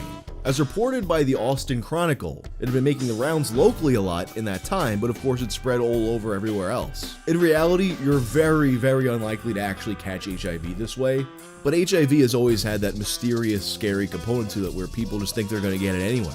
This particular email was actually a rehash of a similar story that had been going around years prior, titled AIDS Mary. Snopes spoke about this one in 2000, back when the site was primarily dedicated to this sort of thing. This is how the AIDS Mary email read. A guy's friends throw him a 21st birthday party. They get him drunk and then a hotel room and a prostitute for his present. In the morning, when this guy wakes up, the prostitute is gone. When he goes to the bathroom, written on the mirror with lipstick is, "Welcome to the world of AIDS." Snopes dated this email all the way back to 1994, but noted that these kinds of urban legends have been circulating for even longer than that. So much so that they had to create a separate page just for pinprick AIDS attacks. And that's not to say that such a thing never happens at all. A while back in a short, I covered a story where a man named Brian Steeman attacked a woman at a grocery store with a syringe full of his own semen. Fortunately, the woman tested negative for any kind of infection she could have gotten from that, and they put her on antivirals to prevent anything from happening. Snopes' coverage also pointed to a few instances where people did get AIDS on purpose, or at the very least through negligence. They mentioned two men in particular, Darnell Bossman McGee and Newshawn Williams. They had both infected nearly 20 people apiece. But perhaps the most publicized case of all was that of a Tennessee woman named Pamela Weiser. According to Pamela, she had gotten HIV from a man she slept with 3 years prior, so in an act of revenge, she decided to infect as many men as possible. At the time of questioning, she said that number was over 50 men. She would later claim that it was just 5 men, and then after that split the difference to 22 men. And also, she said she didn't really infect men on purpose, she was just really horny. And she would say that she did in fact inform them. But some of the people who got HIV from her claimed that that was never the case and she never let them know. In Tennessee, of course, it's a felony to expose someone to HIV without their knowledge, and ultimately she would plead guilty, receiving 26.5 years in prison. Here's another classic. I actually covered this one very early on in the channel, but for some reason I decided to title it, "Woman Masturbates with Lobster and Fucking Dies." Which, it got buried a little bit because YouTube doesn't like when you put fucking and masturbation in your title. 7 years after I made this video, this is still one of the most disgusting things I've ever read in my life. So let's run it back. The email begins. If you read one disgusting story this year, let it be this one. I'm trying to think of a guy who just has like a one disgusting story a year quota. Picturing him just like coming back to my channel every December, sorting through his options like some kind of royal king. Ah yes, Parasite Man will do nicely for this year. Susie DeLucci and the Miracle of Life. Not to be confused with soap opera legend Susan Lucci. And it should be noted that Susie DeLucci's name is spelled several different ways throughout this email. One morning around 5 a.m., 22-year-old Susan DeLucci of Kittery, Maine, woke up with a painful need to urinate. At first she thought she had diarrhea, but when she stood up out of bed, she realized that it was urinary pain. It was very similar to the feeling of having diarrhea, just out the wrong hole. Well, you mean you guys never shit out your dick before? She wobbled to the toilet, and upon sitting on it, her vagina erupted into the most horrific messy farting noise anyone has ever heard. In paralyzing pain, Ms. DeLucci, for the next few minutes, continued to push and squirt out of her vagina a burning tide of retching filth, while she gripped the sides of the toilet, white knuckle. She was screaming wildly, and the neighbors called the police. I know that this was written to evoke some kind of disturbing, horrifying imagery, but going back to it now, all I can picture is like some kind of canceled Binding of Isaac boss battle. You know, you just got your little soy milk gun, and then you got fucking sludge vagina shrimp monsters coming at you. And then the medics arrived at the scene and find her dead on the bathroom floor wearing nothing but a bathrobe. Running down her leg was a stream of brown and green syrup. And then they make an even more horrifying discovery. She was lying there all twisted up. When he lifted her leg to straighten her body out, he exposed her vagina, at which point a creature, no larger than the tip of a finger, wormed its way out of her genitals and landed on the floor with a wet, popping sound. Shocked, the medic stared at the creature that was lying on the tile bathroom floor in a casing of mucus. It was a tiny mud shrimp, and it sat there on the cold floor gasping for water while flipping itself back and forth. The horrified medic turned to the toilet as he felt the nausea setting in. When he put his face down into the toilet to puke, what he saw was so horrific that to this day, he cannot look into a toilet without convulsing. The entire toilet bowl was boiling with baby brown mud shrimp flipping and splashing at a furious pace. The letter goes on to explain that she died after seeing the same thing the medics saw. She has passed out and hit her head on the toilet. It's a very likely outcome of passing out in the bathroom. Many people have died this way, but you have to ask the question, why did she vagina shrimp out of her all over the place all of a sudden? Well, you see, after discovering the evidence, that being lesbian VHS tapes and a lobster, the best minds of CSI pieced together the story. It is believed by medical police that on 2 nights before the accident, she had purchased a live lobster at a fish market. While lying in a tub, she gently inserted the creature's tail into her vagina to derive pleasure. At that point, she held a lighter under the creature's face, causing it to flip its tail in a violent snapping motion. And they know all this because her DNA was found on the lobster, which she had thrown in the garbage, and kind of inconsiderate. Oh, and also they found pubic hairs that had wedged themselves between the lobster tail joints. And also the lobster's face was burned from the lighter. Now, of course, lobsters don't give birth to shrimp. You know, it's kind of like people who think that all cats are female and all dogs are male. So what's the explanation here? The lobster's digestive tract and colon were found to be full of mud shrimp egg casings. Doctors believe that the lobster had eaten them. They are common in the water at fish markets and are usually harmlessly boiled to death. And the lobster had crapped them out into Mrs. DeLucci's cunt when she was torturing it. I love how in the middle of this supposedly serious medical warning, they call her vagina a cunt. Like, can you imagine you go to the gynecologist and he's like, all right, let's take a look at that cunt. Maine mud shrimp only take 2 days to gestate, and Ms. DeLucci was only 4 days away from getting her period. Doctors believe that at that point of her menstrual cycle, her womb was the perfect pH balance to grow these mud shrimp, which are a much larger version of the popular sea monkey pets sold throughout the US. Overnight, the eggs had hatched and the mud shrimp began doubling in size every 10 minutes. You can imagine the pain she was in when she woke up that morning and gave birth to well over 1,000 mud shrimp in her turlet. Clearly, this is all the most bullshit story to have ever been bullshitted. Like, they found this woman dead in the bathroom, yet somehow they know her entire internal monologue. They know the sound of the massive pussy fart she made. That she thought this was going to be diarrhea, but then it wasn't. And the fact that the mud shrimp used her vagina pH balance to gestate makes me think that this story might have originated from some kind of fetish news group, and then made its way to the outside world where it was rebranded as a horror story. And then, you know, you gotta send it to all your friends or you're gonna have bad luck. Or you're gonna poop shrimp out your cunt. Snopes likened this chain layer to an even older story which had been circulating since at least 1948. In that story, a woman gives birth to an octopus. In the 1984 version of this octopus story, a teenage girl is showing all the signs of pregnancy, but she swears to her parents that she was a virgin and she had never done it. Of course, as she gets more and more pregnant, nobody believes her. But then finally she gets an x-ray and she's proven right. It turns out that it's actually a tumor. And a tumor that mimics a pregnancy is something that actually does happen sometimes. But here's what doesn't typically happen. They take a closer look and then it turns out the tumor isn't a tumor, it's an octopus. Somehow this octopus had been born inside of her after somehow ingesting an octopus egg and had been feasting on her stomach lining. Of course, neither a mud shrimp nor an octopus can receive what it needs to live inside of a woman. But scientific accuracy isn't the point. Finally, let's take a look at the old poison perfume story. This one picked up steam a bit later than these other stories. It's from 2001. So a month after 9/11, a photographer for The Sun who worked in Florida died suddenly and unexpectedly. The autopsy revealed that he was killed by the bacteria called anthrax. Robert was the first American anthrax death since 1976, in which a person was infected by imported wool. In the weeks following Robert's death, several letters contaminated with anthrax would be discovered, including ones sent to media outlets and senators. These would infect and kill several more people. The anthrax would come attached to letters like this one sent to Tom Brokaw. 9/11/01. This is next. Take penicillin now. Death to America, death to Israel, Allah is great. Although the targets of all these attacks fit a certain profile, the idea that you had this invisible killer going around that could just get you and you'd never know about it, it's still a scary thought even if you have no connection to the media or the government. So of course this was primed to be the subject of these kinds of hoax chain letters. One example was published by Snopes in November of 2001. Urgent news from Glen Eagles Hospital. Urgent. 7 women have died after inhaling a free perfume sample that was mailed to them. The product was poisonous. If you receive free samples in the mail, such as lotions, perfumes, diapers, etc., throw them away. The government is afraid that this might be another terrorist act. They'll not announce it in the news because they do not want to create panic or give the terrorists new ideas. Send this forward to all your friends and family members. Diane J. Ford, Office of the Chief of Police Office of Risk Management. And there was another one going around saying that anthrax poison and Tide detergent packs is coming through the mail. Amusingly, that one says, "This is real, not a chain letter." And this one does take a bit of a different angle from the usual chain letters. It's not, send this to your friends or you'll get bad luck. It's, send this to your friends or they'll die in an anthrax attack. Of course, there was no record of any such deaths, and CNN never issued a warning as some of these emails said.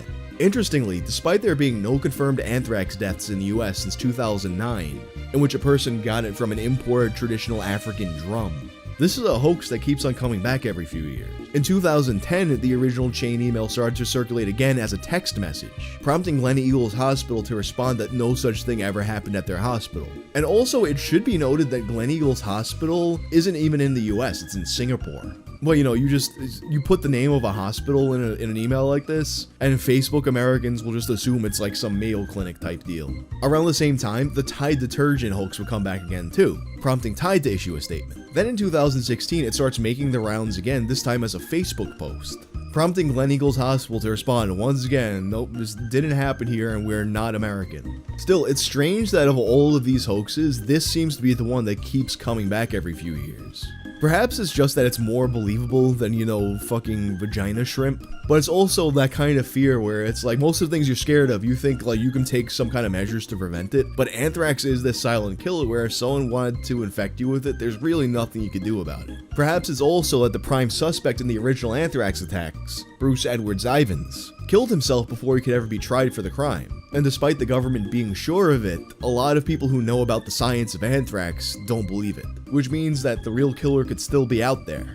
In 1992, Kevin Smith began the process of selling his belongings, spending his college fund, and maxing out several credit cards to fund the creation of his movie Clerks.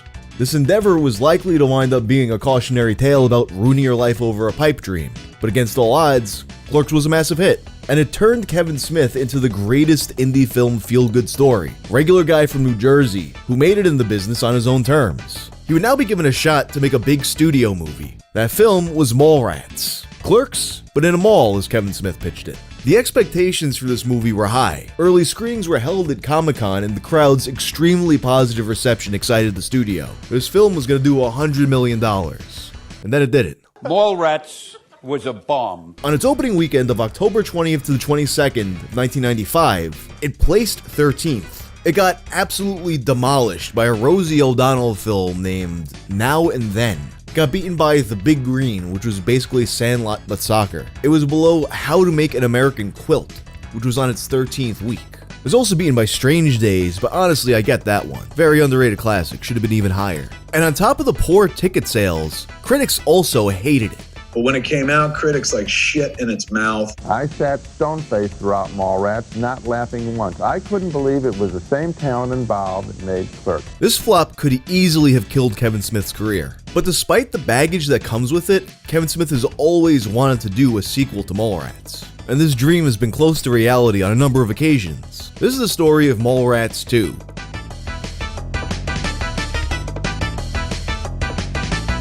I remember seeing ads for Mallrats in comics and game magazines all the time in 1995. But I didn't really get what it was about back then, and it didn't really catch my interest. I think at the time the target audience might have been slightly older than me. It actually wound up being Clerks the Animated Series that kicked off my interest in anything to do with Kevin Smith. And then after that, a burned copy of the original Clerks movie that I illegally pirated would be my most viewed movie at work. I'd quickly work my way through the rest of this filmography, and I enjoyed pretty much all of it. I remember watching Mallrats and being like, wait, why does everybody say this movie sucks? 1995 was a big year for comedy movies. You know, Tommy Boy, Clueless, Friday, Ace Ventura: When Nature Calls. These movies were all instant hits, but Mallrats was far from it. This was the type of movie that would find a second life on VHS and DVD. Spread the word of mouth. It's the type of film you discover walking around Blockbuster trying to find something to watch. Stuff like The Big Lebowski, The Thing, Donnie Darko. Mallrats follows the story of T.S. Quint, played by Jeremy London, and Brody Bruce, played by professional skateboarder Jason Lee in his first acting role. The guys are going through some relationship issues, so they decide to take their minds off of it by hanging out at the mall, where of course, shenanigans ensue. It involves a cast includes the likes of Ethan Suplee, Shannon Doherty, Ben Affleck, and Stan Lee. In fact, according to Kevin Smith, Shannon Doherty was the only reason this movie got greenlit in the first place, since at this point in time she was one of the biggest stars in the world and chose Mallrats to be her first movie following Beverly Hills 90210. This film also exists in the same universe as Clerks well before it seemed like every single movie had to be a part of some kind of cinematic universe. It features a returning Jay and Silent Bob, and it's full of connections to other Kevin Smith movies. And because Mallrats was expected to be such a huge success, Universal wanted Kevin Smith to have an idea for a potential sequel even before the movie came out. And I was like, a sequel? Seriously? He goes, yeah, what would you do if the studio was like, we want to greenlight a sequel right now? What he came up with was Die Hard but in a mall. Not really the first thing you'd expect, but I see the vision. But then, Mallrats flopped. Thanks for reminding me. Oh, you're welcome. Rubbing in, man. Oh, you're welcome. You're welcome. That's a good, okay. How was this sequel ever going to get made? In the director's commentary for the 1999 DVD release of Mallrats, we got an answer. The story was now going to be told in a comic book. For the comic book savvy, we're sequelizing Mallrats in the comics this winter, I believe. That, of course, didn't happen. Although the Die Hard concept did wind up kind of happening, it was now the third act of Jay and Silent Bob reboot, 20 plus years later. Kevin has even changed his outlook on this idea. Because people would have been baffled. They're like, why do you think this is what Mallrats 2 looks like? What are you, out of your mind? Would fans of the original movie have appreciated such a massive tonal shift? Would they find the idea of Canadian terrorists funny? Really, pressing on with the sequel idea was Kevin Smith's way of honoring producer Jim Jacks, who had paved the way to get the first Mallrats made and passed away in the years since. At this point, Mallrats 2 was just a hypothetical sequel. No studio was going to fund a sequel to a movie that was such a massive flop. This brings us back to the View Askew universe. Jay and Silent Bob's Strike Back from 2001 was a love letter to the Kevin Smith fanboys. We're revisiting as many old characters as were willing to come back, and that includes Brody Bruce. The film gives us a small glimpse of what Brody's life is like 6 years later. A poster in the background indicates that Brody had left his gig hosting The Tonight Show, and he now appears to own a comic book shop. And every rewrite of Mallrats uses the ending montage as canon. Ben Affleck's character Shannon did go to prison. Jay and Silent Bob did get a monkey. Clerks 2 would come out in 2006. This is our first official sequel to the Jersey trilogy of films, and that potentially opens up the door for everything else. What about Mallrats 2? In 2015, it looked like the sequel might actually be happening. On March 20th of 2015, we started getting confirmations of cast members coming back for the new production. We're going back to the mall, y'all. You see Michael Rooker, Stan Lee, Jason Mewes, and Kevin Smith throwing up a number 2. Do you have any info on Mallrats 2? I do. March 23rd, you got Shannon Doherty confirming her involvement on the podcast Hollywood Babylon. March 24th, no more chipmunks to tie him up, here's Jason Lee. The next month or so is filled with more and more confirmations for Mallrats 2. And on May 9th, Kevin Smith posts this. 20 years in the making, 113 pages full of old friends and new jokes. This is for you, Jim. Wish you were here. Hashtag Mallbrats. And there's the cover of the first draft of the Mallrats sequel, Mallbrats. The brats seemingly being a reference to some of the kids the characters had in the time since, particularly Brody Bruce's daughter named Banner Bruce. The film was really starting to happen, and in September, the search for a mall to film in was finished. But although it was exciting to see such an unlikely project come to fruition, people had questions. You know, at this point in time, malls are becoming ghost towns all around the country. With that, how do you even make something like this make sense? Believe me, the movie does nothing but comment on the fact that, like, who goes to the mall anymore? Of course, Kevin Smith is also known for announcing projects that never happen. For example, Clerks the Animated Series, the movie, which, as you've probably guessed, of any Kevin Smith project is the one that I want the most. And if other interviews are to be believed, it's taken Kevin Smith years to actually write the scripts to movies that he said were set to film already. And then there's the issue of legal rights. Kevin Smith didn't actually own Mallrats, only the characters Jay and Silent Bob.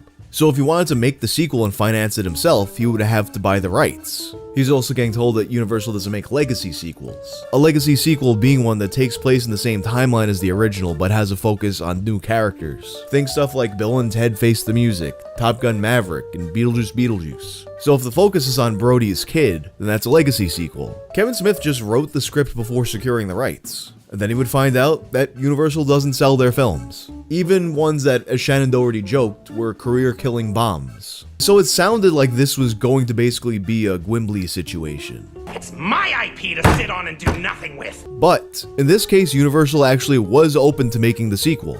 An announcement was made that there would be a 10-episode Mallrats series. Kevin Smith had just directed the pilot for the Flash series, and he wanted to try his luck with TV again. Which, I mean, they kind of owed it to him considering what happened with the Clerks TV series. Not the animated series, the live-action series. Kevin Smith is pushed out of its development, and you wind up with something that's totally unrecognizable as anything to do with Clerks. Just a generic 90s sitcom with a laugh track. What does cause cancer, Sandra?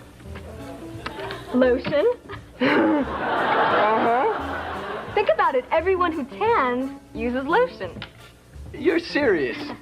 It could be true, Dante. Leave the poor goddess alone. Mallrats would turn out differently. He said that the first episode of the Mallrats TV series was the best thing he's ever written, and he starts lining up dates.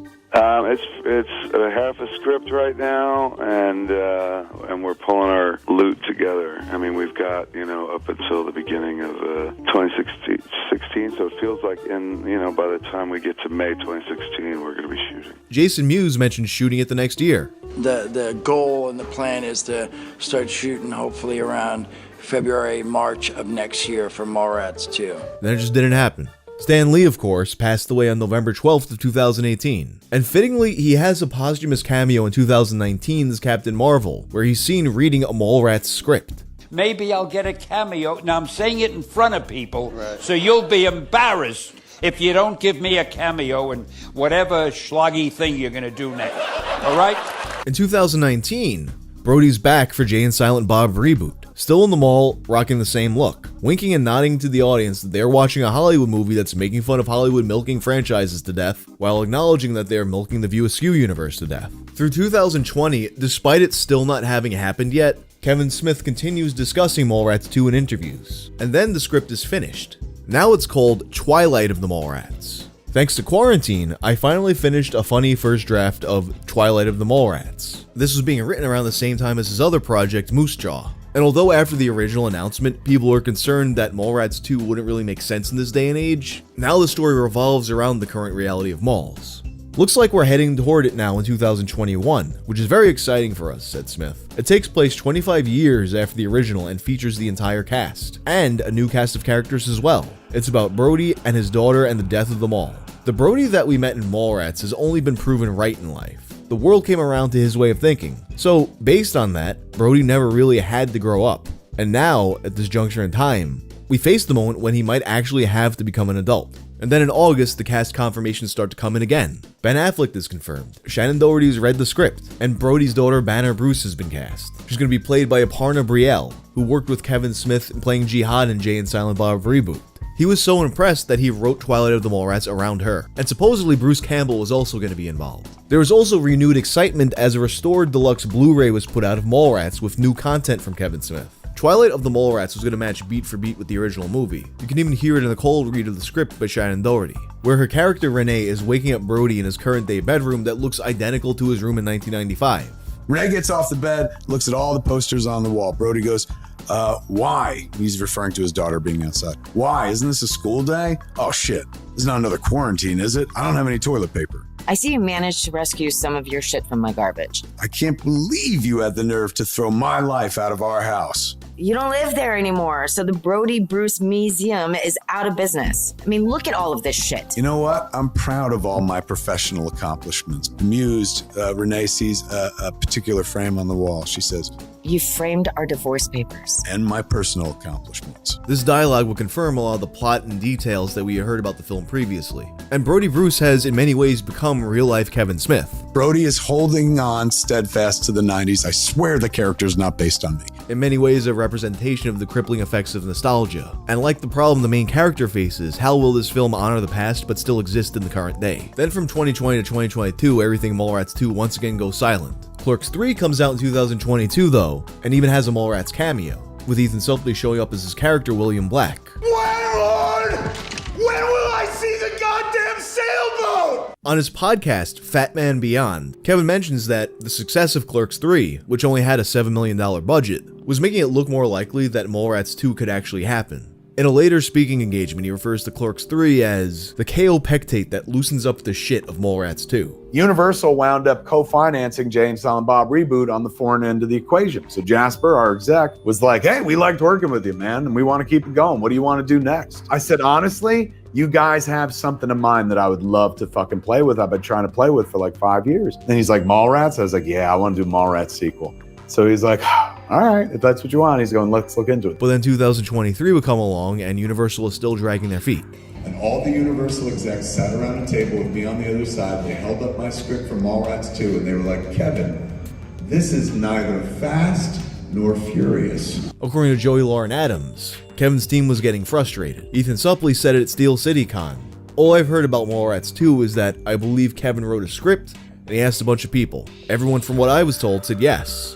And then a bunch of rights are tied up at Universal, and Universal is not saying yes to making the movie. Jeremy London mentioned he's been hearing about this movie for 8 years and it still hasn't happened. My kid was 6 months old whenever Kevin first proposed Mallrats 2 to us, said it was going to happen, and now he's 8. But despite all the fake outs and false starts happening with this movie over nearly a decade, it seems like cast members have actually been getting more eager to finally get it made. Especially as they've been seeing a newer wave of young fans watching the original Mallrats for the first time. It's nice when people come up and it's like a 75-year-old who's like, here's my daughter, I showed her the movie, and then she showed her daughters the movie, or son, whatever. It's like a nesting doll. They do.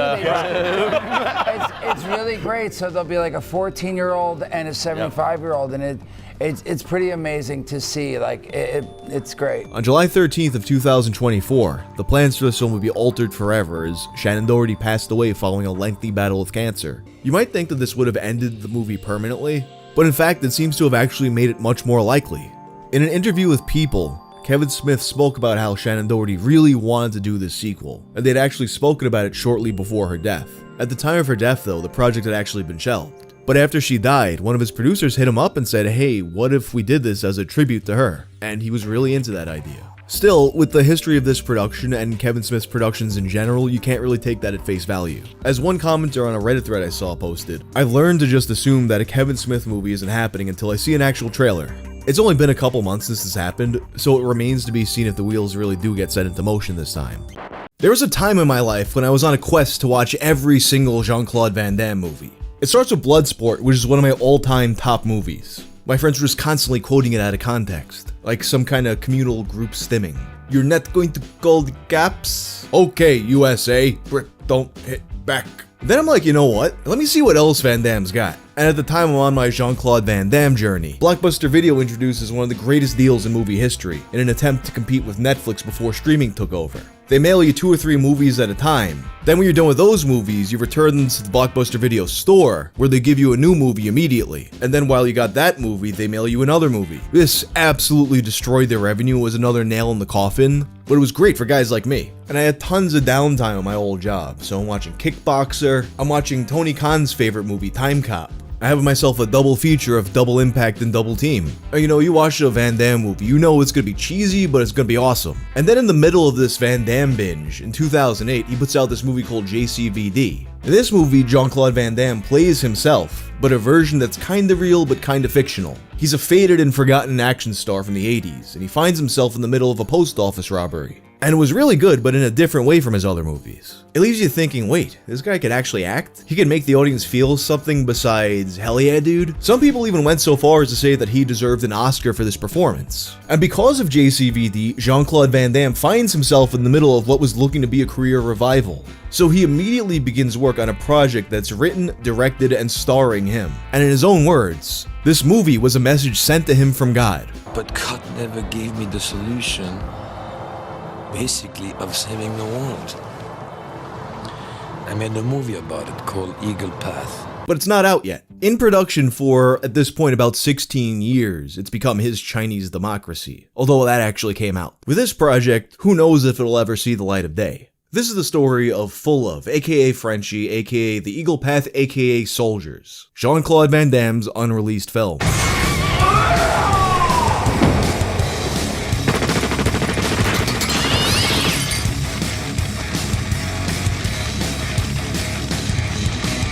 Off the heels of JCVD's critical acclaim, Jean-Claude Van Damme was enjoying his newfound respect. To many, it seemed that after decades in the industry, he had finally learned how to act. As if this isn't a master thespian right here.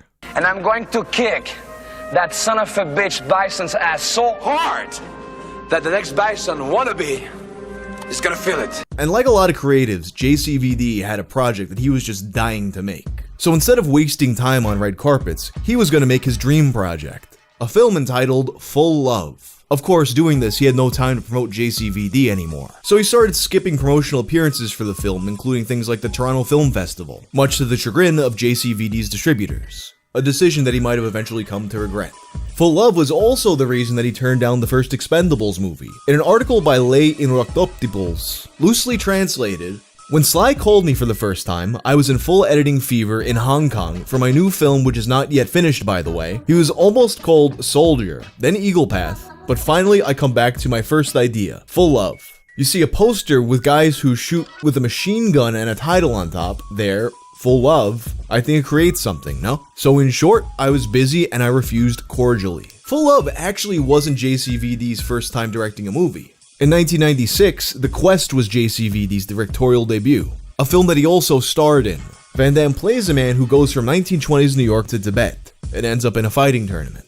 After an overwhelmingly negative reception to the film, both critically and commercially, Van Damme would later admit that taking on so many roles in the production of this film may have just been too much for one man to handle, but I guess he decided to give it another shot. The film was shot in 2008 in Thailand, and by 2009, publications like Screen Anarchy were reporting on early first impressions of what was then entitled The Eagle Path. And then in early 2010, we get our first trailer. JCVD is an ex-GI turned cab driver named Frenchie, and he has to protect a woman named Sophia from assassins. Then he winds up in over his head, so he recruits a squad of badasses to help him. And there's also some kind of eagle allegory that ties it all together in a way that we'll probably figure out when we actually watch the movie. All in all, the trailer gives the impression that this is what you would expect from any Jean-Claude Van Damme movie. Doesn't quite seem like the message from God that Van Damme said it was going to be. But more insight into this film would be given that May during the Cannes Film Festival. Van Damme would have screenings of the film in hopes of getting a distributor on board, which is a pretty common practice. But these screenings didn't manage to generate any interest. And now, while this film likely is probably not Citizen Kane, but it's not as if Van Damme has ever had trouble getting his films distributed. He may not be as big of a deal as he was in the 80s, but he's been consistently putting out new movies. So what could have possibly been different about this? On May 17th, after the screenings, The Wrap published an article entitled, "What Was Jean-Claude Van Damme Thinking?" His new Eagle Path had a number of programmers and buyers scratching their heads, and they spoke to several people who were in attendance. It could possibly be the biggest embarrassment of his career, right when he had built up my hopes with JCVD. I thought this man had been underrated for so long. There is also a scene described by one of the viewers where he pulls a catheter out of a guy, which honestly kind of sounds like a badass scene. You got shades of Sonny Chiba there. The negative reception this film got at the festival was basically universal. You had Variety calling it unwatchable.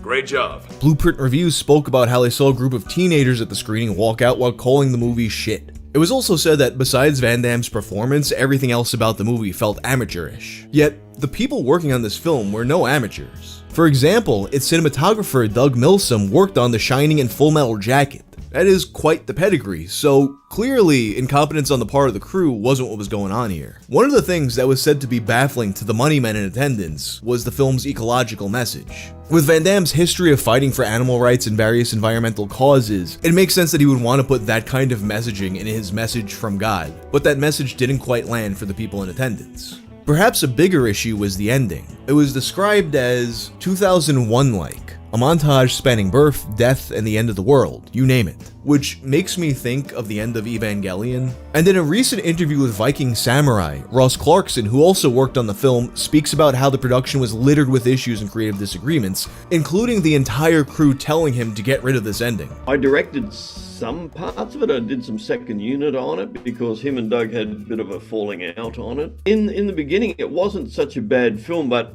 the end just went sort of totally off the rails, and it's like, JC, what are you doing? Just lob that out and you have a film. But he wanted to save the world with it and whatever, and I saw him a few weeks ago, and he still says it's going to be released. Something else that was possibly an issue with this movie was how, in Van Damme's own words, it was made day to day without a script. That's not meant to say there was no story or the script didn't exist, he just wouldn't show it to the actors. It was in my head and I shot the film without a script, which is very unusual. So my DP, director of photography, the actors, they were like very upset at me because they want to know what's going to happen next. His reasoning being, and it sounds logical, that you don't know what's going to happen in real life, so if an actor performing in a movie doesn't know what's going to happen, you'll get a more realistic performance. In practice, I don't necessarily know if that's true.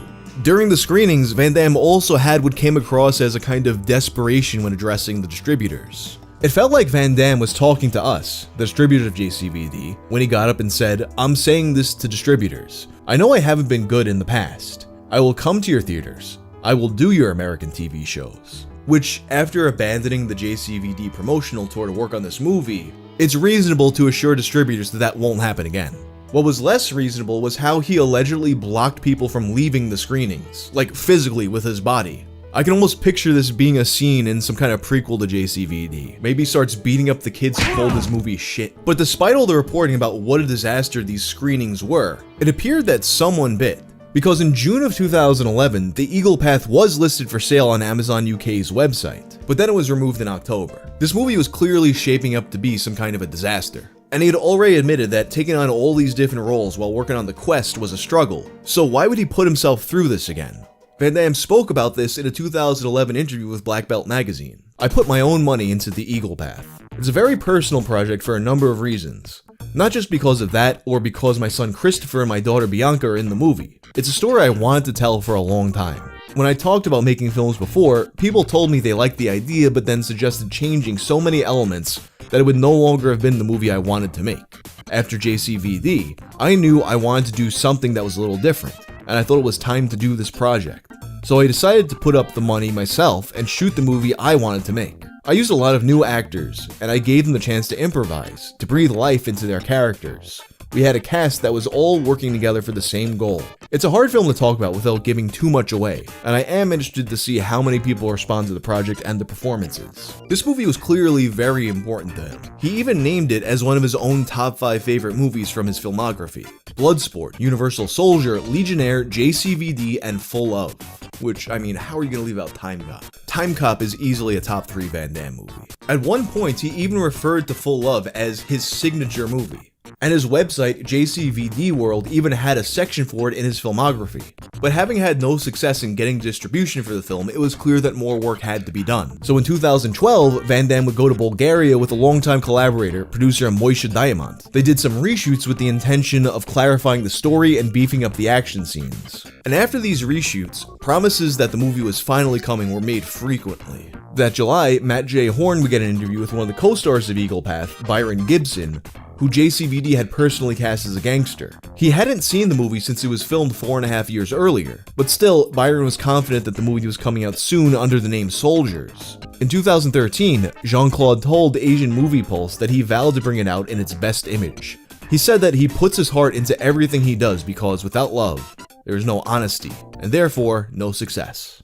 On June 20th of 2014, the film, now once again going by the title Full Love, was screened in Shanghai for their International Film Festival. He was hoping to get a Chinese investor, which did not happen. You spent 6 years making this film, is that true? Then 2016 comes around, and Van Damme once again plays a fictional version of himself. This time it's for an Amazon show called Jean-Claude Van Johnson. This show has a bit more of a comedic bent than JCVD, and the humor often revolves around aspects of his personality that, based on what we've heard in this video, seems somewhat true to life. So at the very least, we can tell that he's self-aware of who he is as a person, and that kind of honesty was part of what made JCVD so good. And the pilot is well received, and Amazon picks it up for a full series. Then in November of 2016, Peter Atencio, the director of the show, responded to a tweet asking when the episodes would be released. And then Jean-Claude says that after JCVJ is out, Full Love is next. The next couple of years would bring more new cuts of the film, new trailers that were very similar to the original trailer, and more attempts to woo distributors at film festivals. And none of it was successful. Then in November of 2018, he announces that he's doing even more reshoots in Hong Kong, and he provides sneak peeks on his Facebook page. The next month, he says he's been filming for 3 straight weeks while also working on the film Lucas / The Bouncer, and his son's going to add music and songs to the movie. Then in 2019, he announces that he was finalizing the ADR and a new improved cut of the film. March 25th, 2019. It's been a long road, but I promise it will be worth the wait.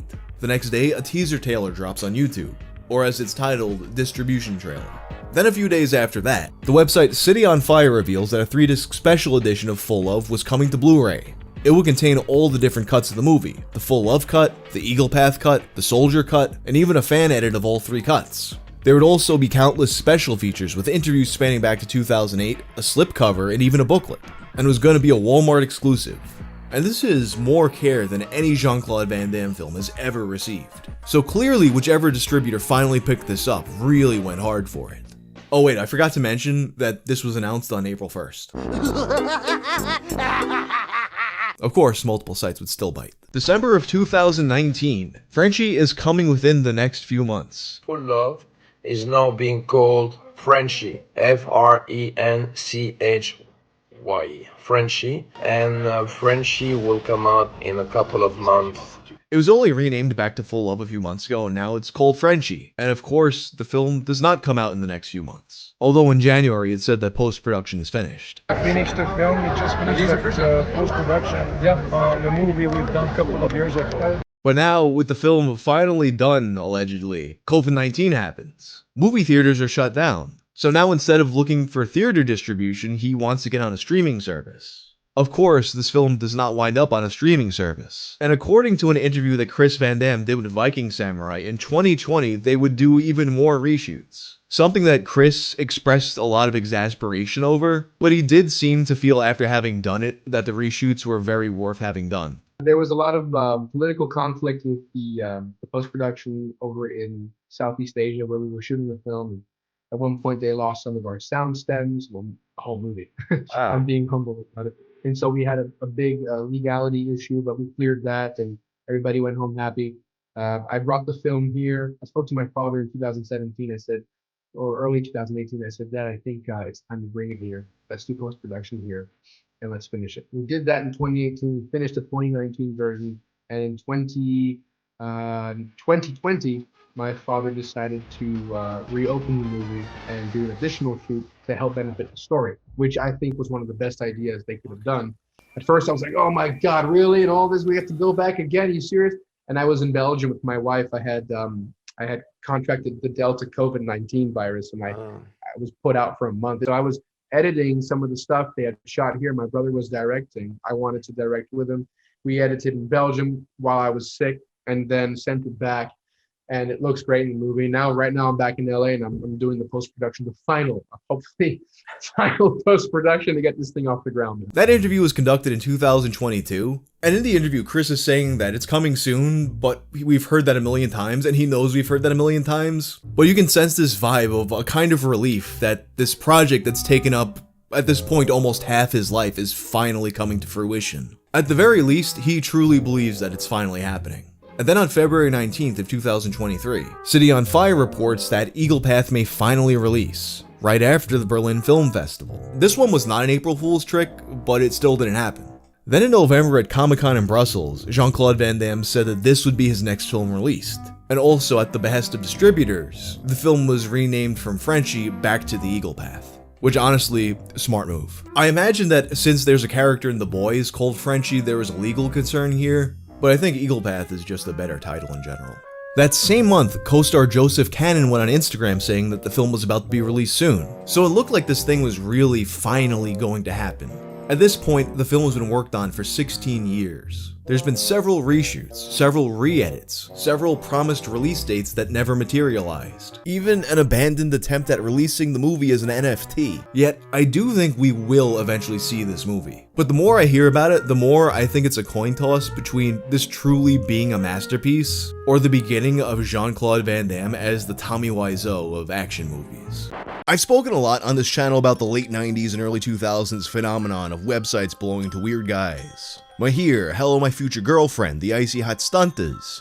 And just a few weeks ago, I spoke about websites that were imitating that format for marketing purposes. But the thing is, very few of these websites wound up being maintained for a very long time. And a lot of the people behind them seemingly vanished as soon as they appeared. Not the case for a man named Randy Constant, or as you may know him, the Living Peter Pan. And unlike a lot of living memes, especially of that time period, Randy was able to keep his story going with mainstream television appearances and by curating a dedicated fan base throughout the years. One that persists to this very day.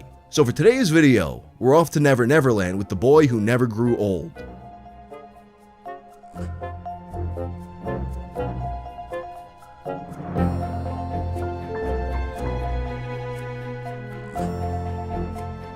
When I think of the phrase real-life Peter Pan, the first thing that comes to mind for me is this deli owner I knew from Queens. His name was literally Peter Pan, and one time he told me that if your father's Korean, you're full Korean. But after that, when I hear of real-life Peter Pan, I think of Randy Constant, specifically his MySpace page, although honestly that might have been a person impersonating him. But in any case, his internet presence begins well before MySpace, with a website called pixieland.org. It was originally much more basic, but grew into what Randy referred to as a vanity page. Just look at all the virtual glitter and low-res star and pixie gifs.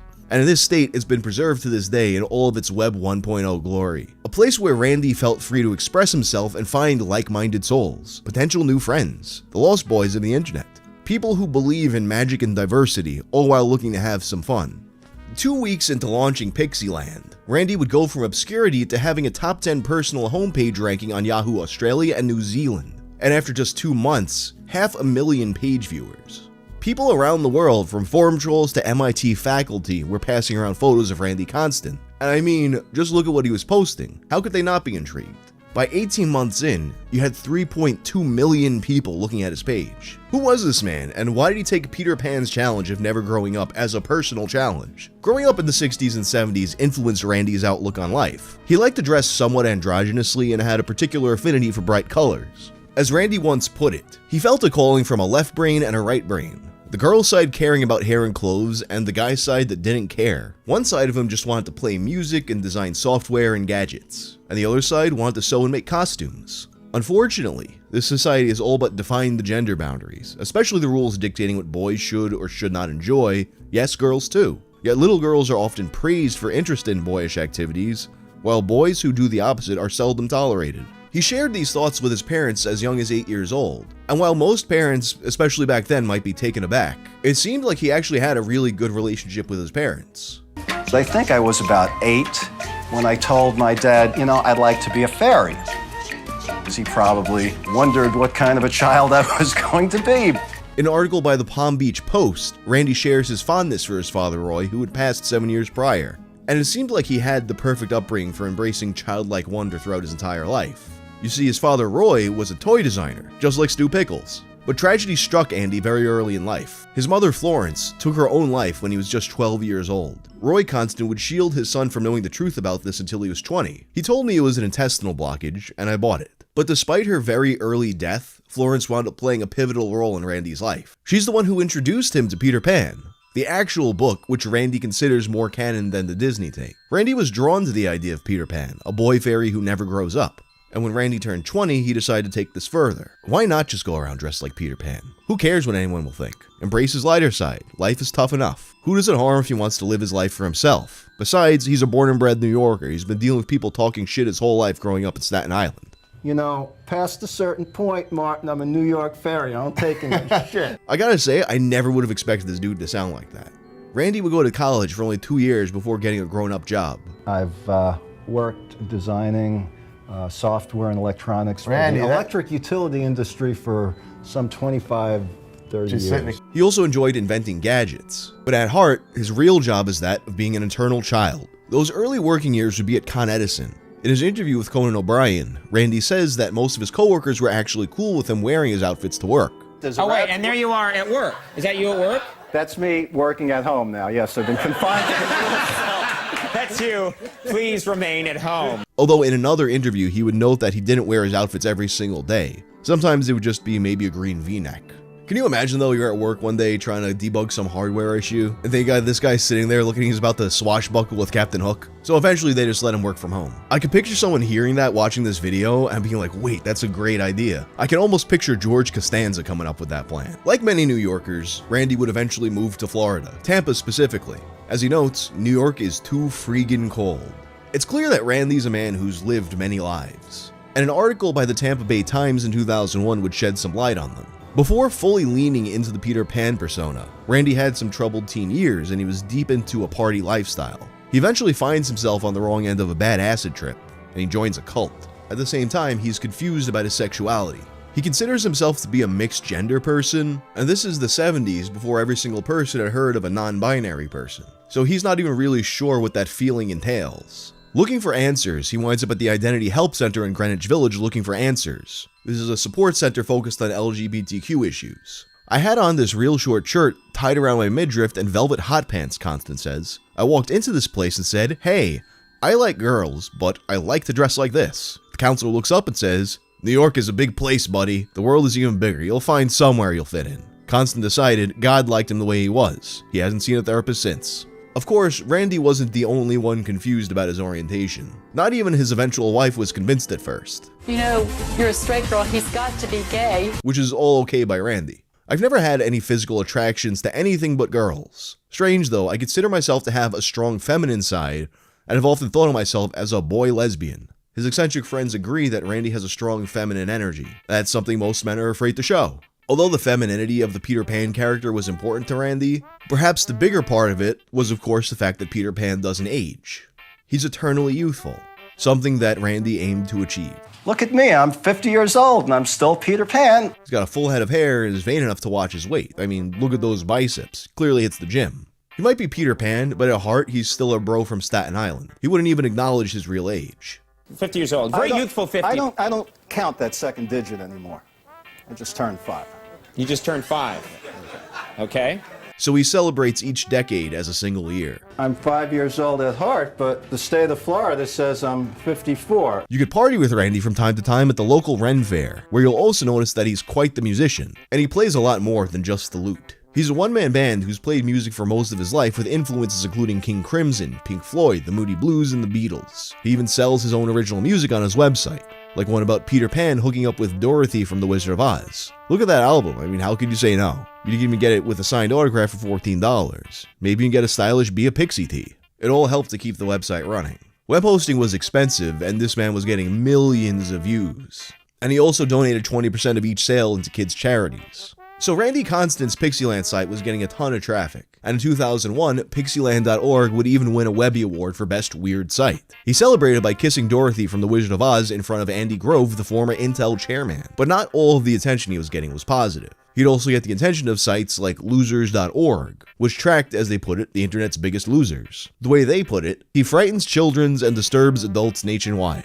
And he would occasionally get hate mail like this one that he shared with the Palm Beach Post. If I lived next door to you, I'd burn a cross in your yard and then I'd blow your head off with a shotgun. He paraphrases. I'd send those to the police. That's the person we need to be afraid of, not a guy who dresses like Peter Pan. Those people that hate you for enjoying yourself, they're not going to give you back the years that you would have wasted not doing the things you wanted to do. He'd also get messages from gay men who were mad that he said he only liked women. He'd respond to those guys by saying, "You've been fooled by people pushing stereotypes on you. What does it matter?" During this time, he was also getting contacted by media outlets looking to do a story on him. Randy would often agree to appear, but he wanted two things. He wanted them to plug his website, and eventually he would start to ask for a $200 donation. The donation would help with his web hosting costs, and the remainder would be given to children's charities. He didn't always have this rule. It was added after his bad experience with the VH1 show Totally Obsessed. The show was hosted by Fred Willard, who in this episode would mock Randy and his lifestyle, Randy Constant is a 50-year-old man who likes to skip around in green leotards. He's totally obsessed with being Peter Pan. Now, Randy was self-aware enough to know that a show like this was going to make jokes at his expense, and he didn't really mind it that much. But what he didn't like was VH1 spreading lies about his personal life. Randy's not just Peter Pan at home, he's Peter Pan everywhere, even though that's caused him to lose a job and his 20-year marriage. Both of which, of course, were not true. They also promised that it would be an overall positive portrayal and that they'd feature his website. These were also lies. Additionally, they agreed to make a $200 charitable donation, which, as you may have guessed, also didn't happen. Eventually, thanks to a lawyer, VH1 would edit future replays with a new voiceover omitting the lies, and they would donate $200 to the Make-A-Wish Foundation on his behalf.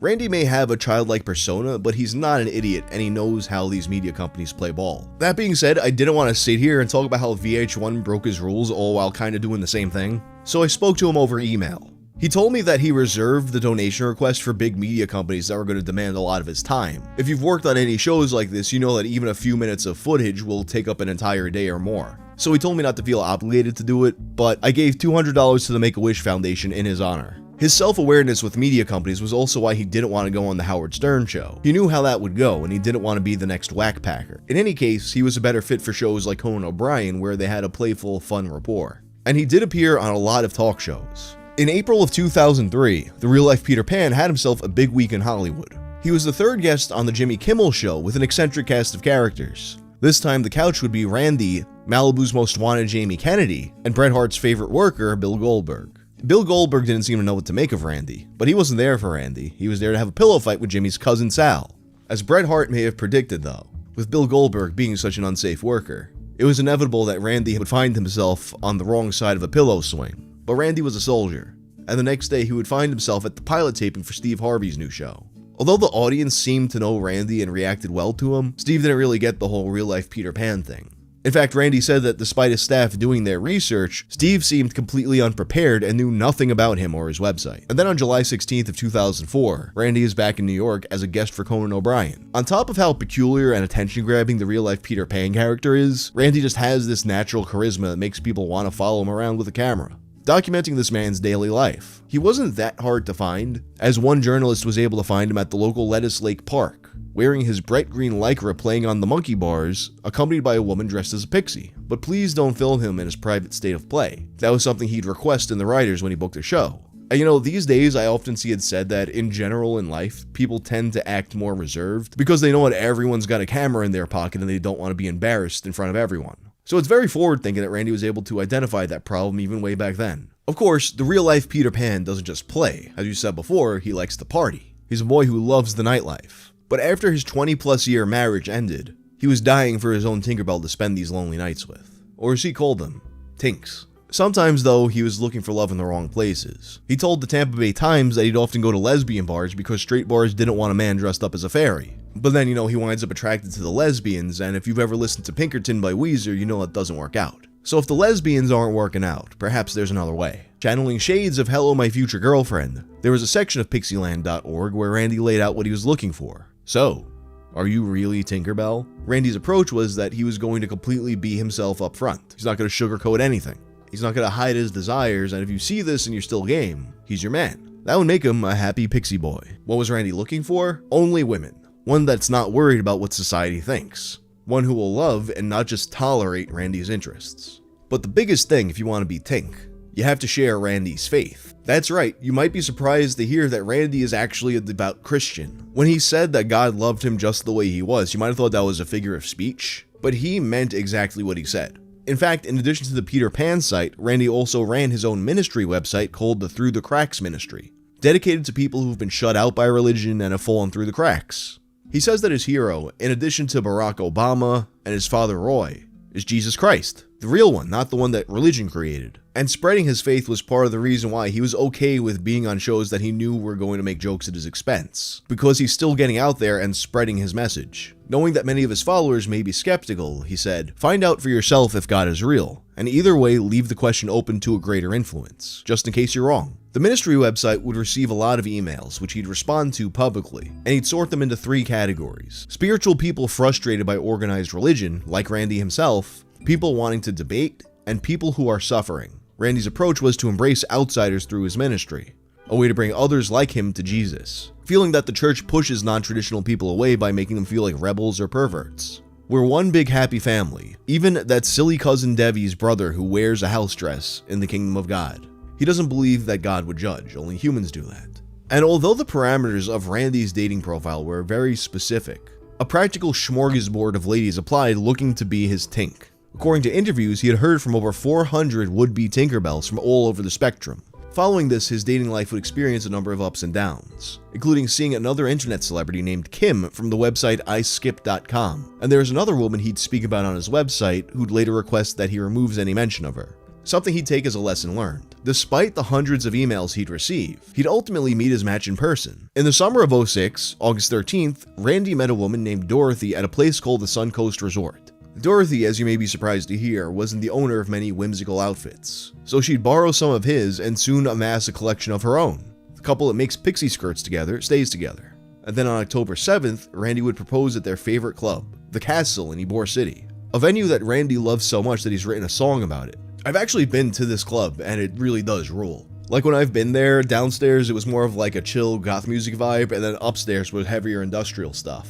Believe it or not, the person who put me onto this place was BG Cumby, not the first guy you'd expect to run into at a goth club. Princess Dorothy and Sire Randy were wed at the Bay Area Renaissance Fair in Tampa, Sunday the 29th day of March, in the year of our Lord 2009. I love when weddings are themed around the couple's special interests, and they went all in. They recreate the slipper fitting scene from Cinderella, the officiator was a King Henry VIII impersonator, and in addition to their vows, they recited Led Zeppelin lyrics. People came from all over the country to witness the event. Esteemed guests included fairies, Lost Boys, even Batman made an appearance. Their relationship would later be featured on WeTV's Secret Lives of Women: Unexpected Love. You know what? Looks like the search for Tink worked like a charm. From 2011 on, the news updates would be more sparse on the website. He'd make a Facebook page to stave off imposters and keep in touch with his fans. It was also the last year that he would solicit donations for kids' charities. In 2014, he would celebrate his 6th birthday. He announced that he would also possibly be retiring, not as Peter Pan, but as an engineer. He wanted to spend his later years focusing on things that actually meant something to him, particularly his wife and his music, and he even began to offer guitar lessons. In 2020, he'd update his page to let us know that the Web 1.0 style was staying. He would, however, be spending time making sure that the page was as readable as possible on as many different devices as possible. And then he made his most recent update on March 28th of 2025. An update that was very much looking towards the future. A few songs at a time, I'm gradually putting all my original music on all the streaming services. This includes things like Spotify, Apple Music, Pandora, YouTube, and dozens of other places that my distribution service, CD Baby, offers. You can find me by searching your favorite music services for Randy Constant Peter Pan. I am doing this for the sole purpose of legacy. Whether or not I look my age, I obviously don't act it. I am over 70 years old as I write this update, and I won't be on this planet forever. When I'm gone, the bills for website hosting won't be paid, and pixieland.org will cease to exist. I doubt anyone buying the domain will do anything magical with it. So at least, hopefully, unless CD Baby's policies change, music distributed through them will remain available forever. And if you look at the various streaming services, you'll see that Randy continues to upload music. In my conversation with Randy, he actually told me that on November 11th, he'll be releasing a remaster of his song Who is Peter Pan. The website remains the best place to get his music, but it should be available on all streaming services after. Now, way back in 2004, Conan O'Brien asked him a very interesting question. So when you're 70 years old, will you still be Peter If you would Pan? have asked me that, will I be doing this 20 years from now, 20 years before, I might have said, gee, I don't know if I'll still be able to do it. But Right. here I am. Right. So I hope I can still do it at 70. And after having spoken to Randy, I got my answer. He told me that YouTube blocked this video because there was a Beatles song that appeared in the background, but it's still available on his website. In 2023, Randy celebrated his 7th birthday. His wife had organized a surprise party. He had no idea it was happening, and here he is. 70 years old and still Peter Pan. And I guess the whole staying young forever Peter Pan thing worked because this is a 70-year-old man. Look at his skin. I honestly never expected this story to be as motivational as I found it. I started on this, I was like, hey, you remember that weird guy from the old internet? Bet he's up to something weird. But instead, we got this guy who just simply wanted to live his life exactly as he felt like it. He wanted to be the person he actually was. And I think a lot of people are afraid of that, especially in this day and age. They're worried about the consequences or about being ostracized. But here you have Randy at 7 years old, surrounded by his friends and loved ones who share his values. He's proof positive that you really can just be the person you want to be, and you'll be fine. I don't see myself ever giving up being Peter Pan. It's the way I choose to live my life, and I'm having a ball. But anyway, that's all for now. If you like this video, turn on notifications, and check out my video about Hello, My Future Girlfriend. I'm out.